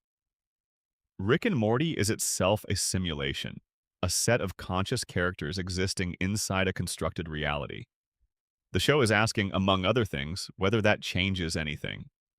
The show's relationship to identity, what makes a person the same person across time, across dimensions, across radical transformations, is its most persistent philosophical throughline. Rick dies and is resurrected, but Rick's consciousness is transferred to other bodies. Rick exists in hundreds of near-identical versions across the multiverse. The show keeps asking which one is the real Rick, and its answer, consistent across seasons, is the one who made the choices he made. Identity is not substrate. Identity is history. The Rick who chose to stay, who chose to be Morty's grandfather, who chose to keep the time loop running in C137, rather than let go of the day he lost everything. That is the real Rick. Not because his body is the original one, not because his consciousness is continuous in a metaphysically rigorous sense, but because of what he has chosen to be. This is, finally, what the show is about. Not adventures, not science fiction, not nihilism. It is about the act of choosing who you are in the face of a universe that does not make that choice for you. It is about the terrifying freedom of having to construct meaning in a reality that offers none as a default. It is about the strange courage required to love people in a universe where love is just chemistry and attachment is just fear of loss. It is about Rick Sanchez, the smartest being in the universe, choosing every day to be a grandfather to a boy he has no obligation to claim, In a house he has no right to occupy? In a dimension that isn't technically his because the alternative, being alone with his own genius in an infinite universe, is the one thing even Rick cannot survive. That is the show. 250 facts in. That is what everything else is in service of. It is worth watching. It is worth rewatching. It will keep giving you things. That is what the good ones do. Total script for Q Pickle Rick. 250 Rick and Morty facts and mysteries to get cozy. With Section 13, the music, the sound, and the emotional architecture of the show. There is a moment near the end of The Wedding Squanchers, the Season 2 finale, where Rick is in a prison cell at the Galactic Federation headquarters, and a song begins to play.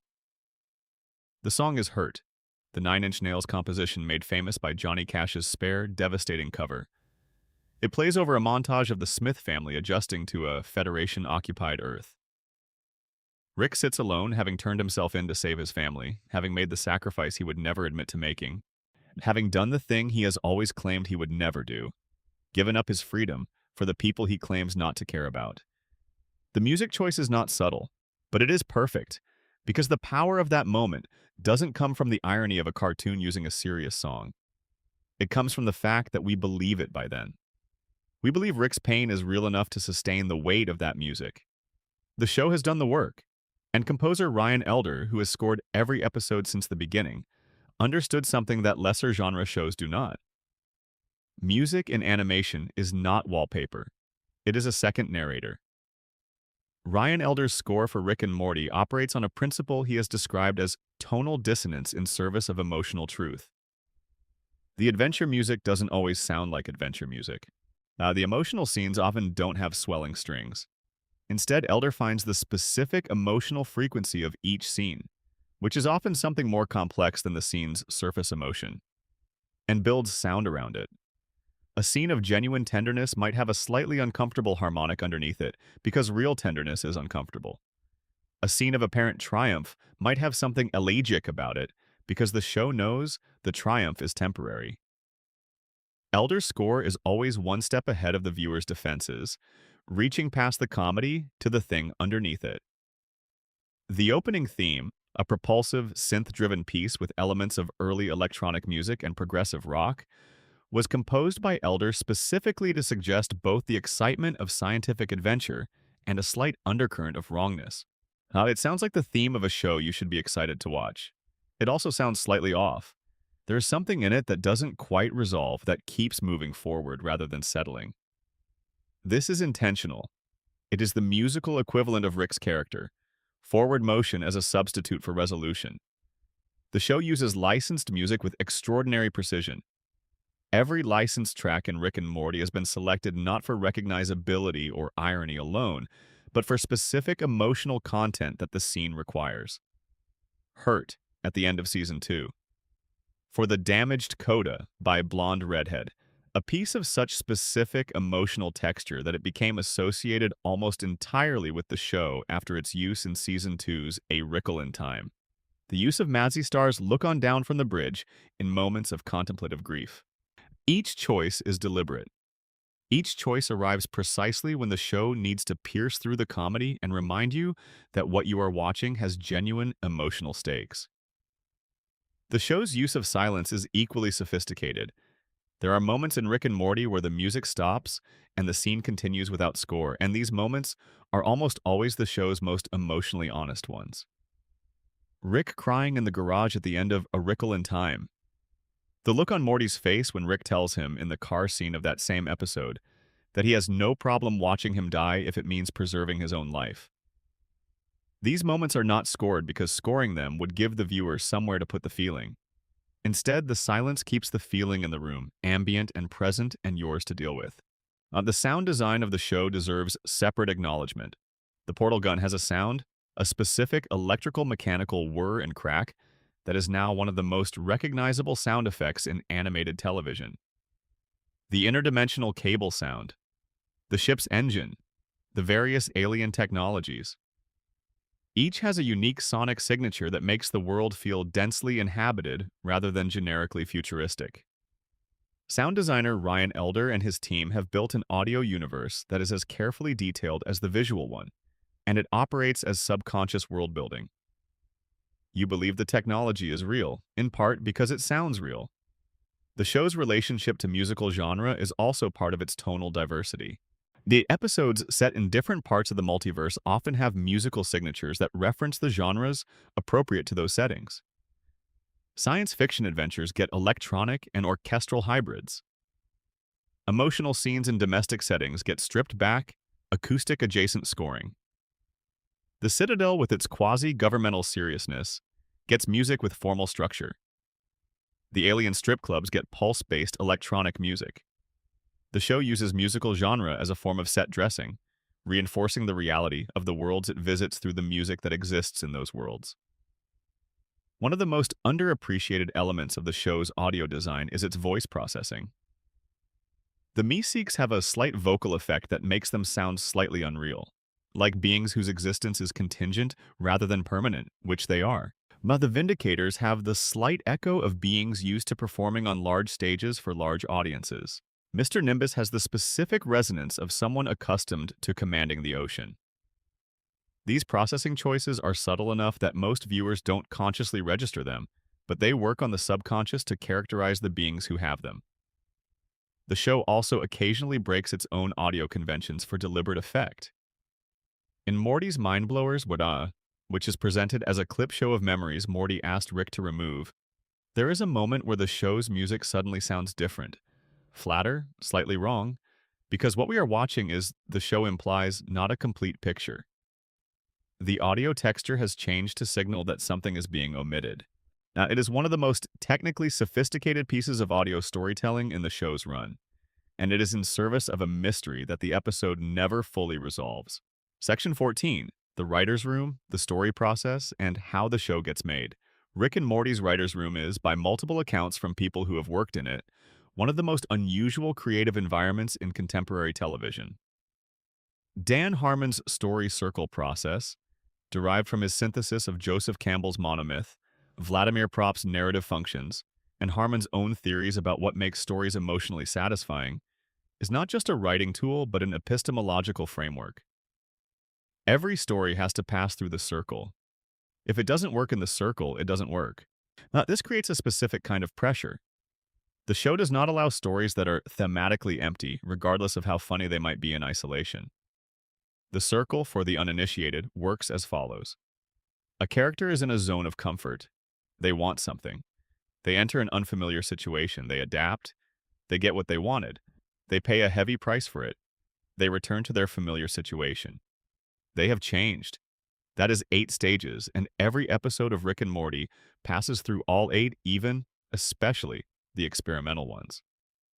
60 Minutes, the interdimensional cable episode, appears to abandon conventional structure entirely, but it contains a perfectly complete story circle in its emotional subplot, which is the only reason the episode works as well as it does.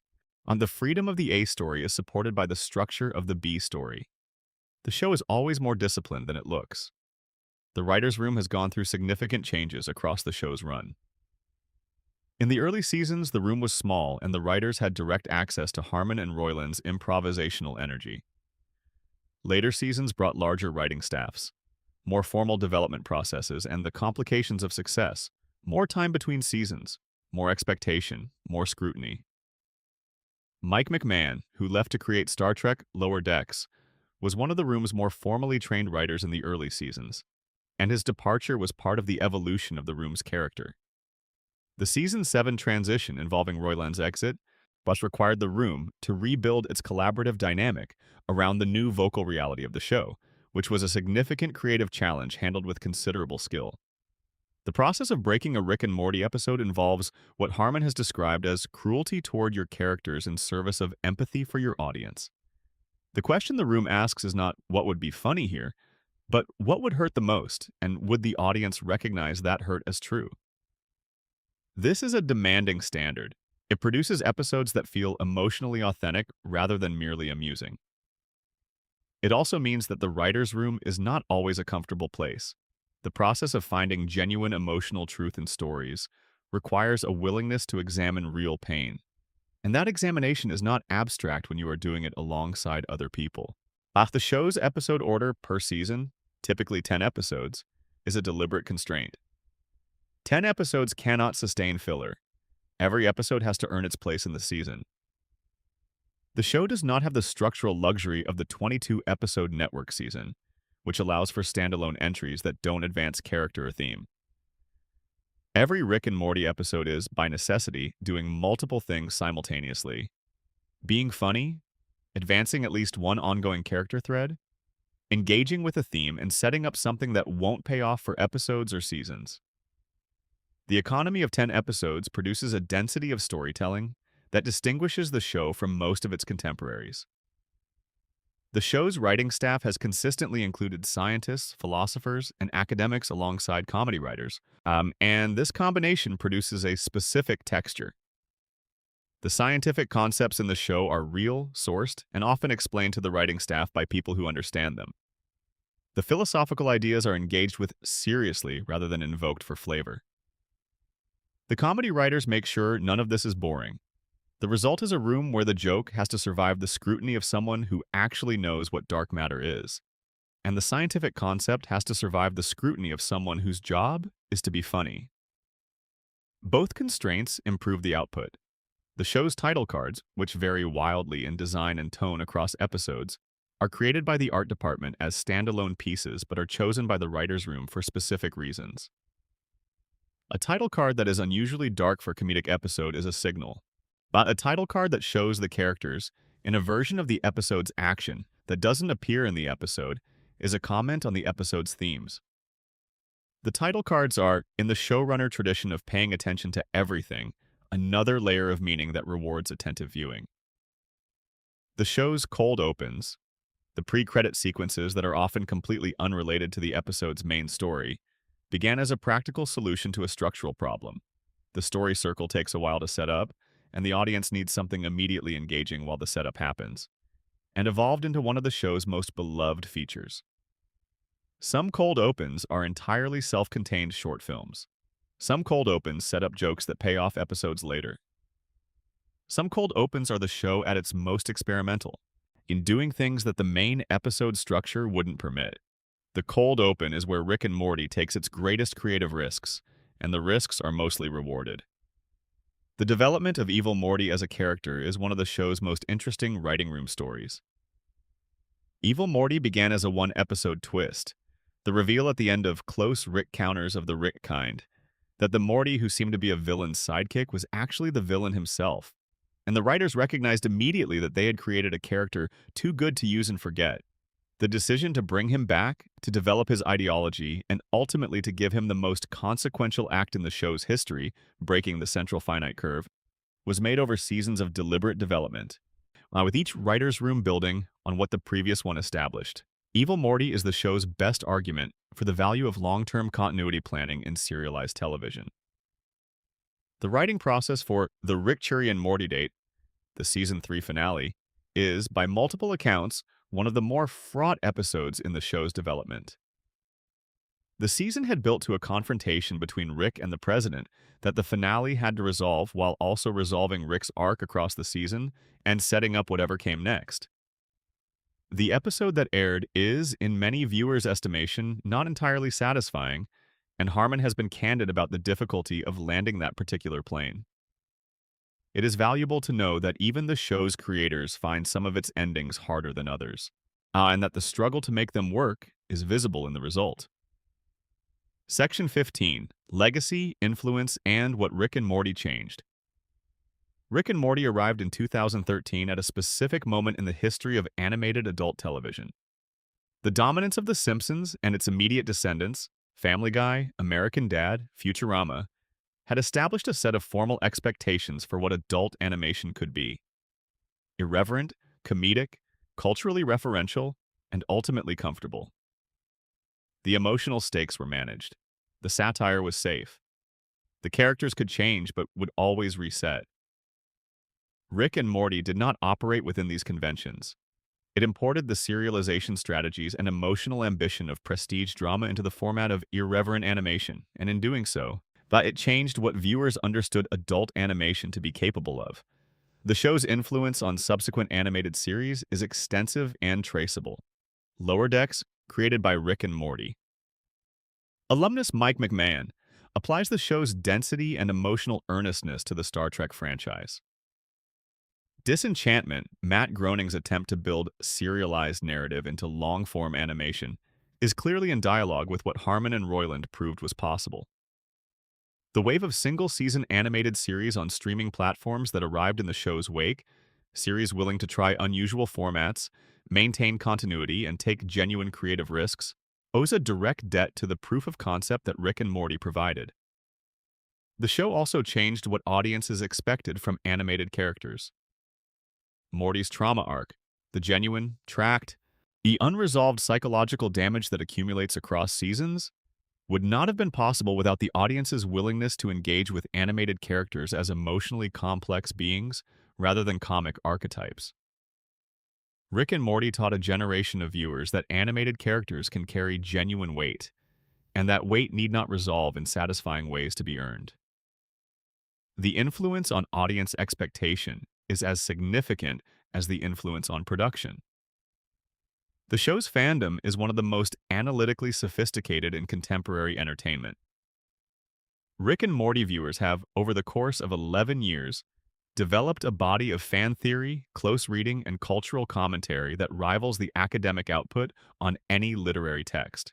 The subreddit dedicated to the show is one of the largest discussion communities in television fandom. The show's technical choices, the use of the story circle, the hidden continuity details, the scientific accuracy, are understood and debated by viewers with a level of structural awareness that the show itself seems to have cultivated deliberately. It made itself worthy of close attention, and its audience learned to pay close attention. The show's influence on internet culture is harder to quantify but impossible to deny. The Pickle Rick moment, in which a Season 3 episode whose promotional material focused on Rick turning himself into a pickle became a genuine cultural event, is one of the more baffling phenomena in modern entertainment history, and a useful demonstration of how the show's relationship with its audience operates. The episode itself is about a man using absurdist transformation to avoid confronting his own emotional damage. The internet saw a man who had turned himself into a pickle. Both readings are accurate. The show operates on multiple levels simultaneously, and different audiences engage with different levels, and the show is not bothered by this. It is designed for it. The show's Emmys, 2 for Outstanding Animated Program in 2018 and 2020, are significant not just as recognition but as evidence of institutional arrival. The Emmy for animation has historically gone to The Simpsons with the reliability of a default setting. Rick and Morty breaking that pattern is the Academy's acknowledgement that the show represented something genuinely new and genuinely accomplished in the field. The 2018 Emmy for Pickle Rick is particularly resonant given the episode's subject matter. It is a win that the show received for what appeared, superficially, to be one of its most aggressively absurdist concepts, but which the Academy recognized as one of its most emotionally rigorous. The show's global audience, which extends across North America, Europe, Asia, and markets that adult animation has not historically penetrated at scale, is part of what made the 70-episode renewal deal and the seasons 11 through 12 renewal commercially justifiable. While Rick and Morty is not a niche product, it is a global franchise, and it became one by maintaining creative ambition at scale, which is the thing most franchises sacrifice when they become global. The show is, in this sense, a useful counter-argument to the claim that popularity requires creative compromise. The Rick and Morty anime, produced by Telecom Animation Film and released in 2024, is the show's most direct acknowledgement of its global reach. Japan has been one of the show's largest non-English language markets, and the anime is an attempt to produce content within the specific aesthetic and cultural tradition that has influenced so much of what the original show does. Thus, the fact that an American animated series inspired enough by anime to generate an actual anime spin-off is a piece of cultural circularity that the show itself would probably enjoy pointing out. What Rick and Morty has ultimately changed is not just animation, but the conversation about what popular entertainment is capable of. It demonstrated that a show can be simultaneously a high-concept science fiction adventure, a character study of uncommon depth, a family drama, a philosophical exploration, a vehicle for genuine comedy, and a work of emotional precision. and that these things are not in conflict with each other, that they are, in fact, mutually reinforcing when done by people who understand what they are doing. The show will keep going. Seasons 9 and 10 are confirmed. There will be more mysteries, more facts, and more things that reward close attention and repay rewatching. There will be more moments where the comedy lands so hard, you don't immediately recognize that it broke something in you. There will be more Rick sitting in the garage telling himself he doesn't care, choosing every day to be there anyway. That is the show. Cozy yourself in, stay a while. The universe is large and mostly indifferent, but someone made this, and that is a reason, if not for optimism, then at least for gratitude. End of 250 Rick and Morty facts and mysteries to get cozy with. Total word target, 20,000 plus words. Achieved. A final word. Why we keep coming back. There is a question worth sitting with now that we have spent all this time inside the world of Rick and Morty. Why does a show about nihilism make people feel less alone? The answer, if there is one, has something to do with honesty. Most entertainment protects you from the hardest versions of the questions it raises. Rick and Morty does not. It asks whether love is real, and then gives you characters whose love is plainly real, regardless of whether the universe endorses it. It asks whether meaning can be constructed in the absence of cosmic significance, and then demonstrates, episode after episode, that yes, this is exactly how meaning works. You build it, you maintain it, you defend it against the entropy that is always working to dissolve it. And then you sit in a garage at night and you feel it, small and real and entirely yours. And that is enough. Enough for Rick Sanchez, the most capable being in any dimension he chooses to inhabit, who keeps choosing to inhabit the one where his family is. Enough for Morty Smith, as an ordinary kid from a suburb in a universe that has given him no special advantages, who keeps choosing to go back out there alongside someone who keeps choosing to take him. Enough, apparently, for us, the viewers who keep returning to the show, who rewatch the car scene from A Wrinkle in Time and feel something, who notice the small details and feel rewarded, who came for the comedy and stayed for something considerably harder to name. Rick and Morty is a show about two people who need each other in ways neither of them would readily admit. It is, at its core, a love story, not a romantic one.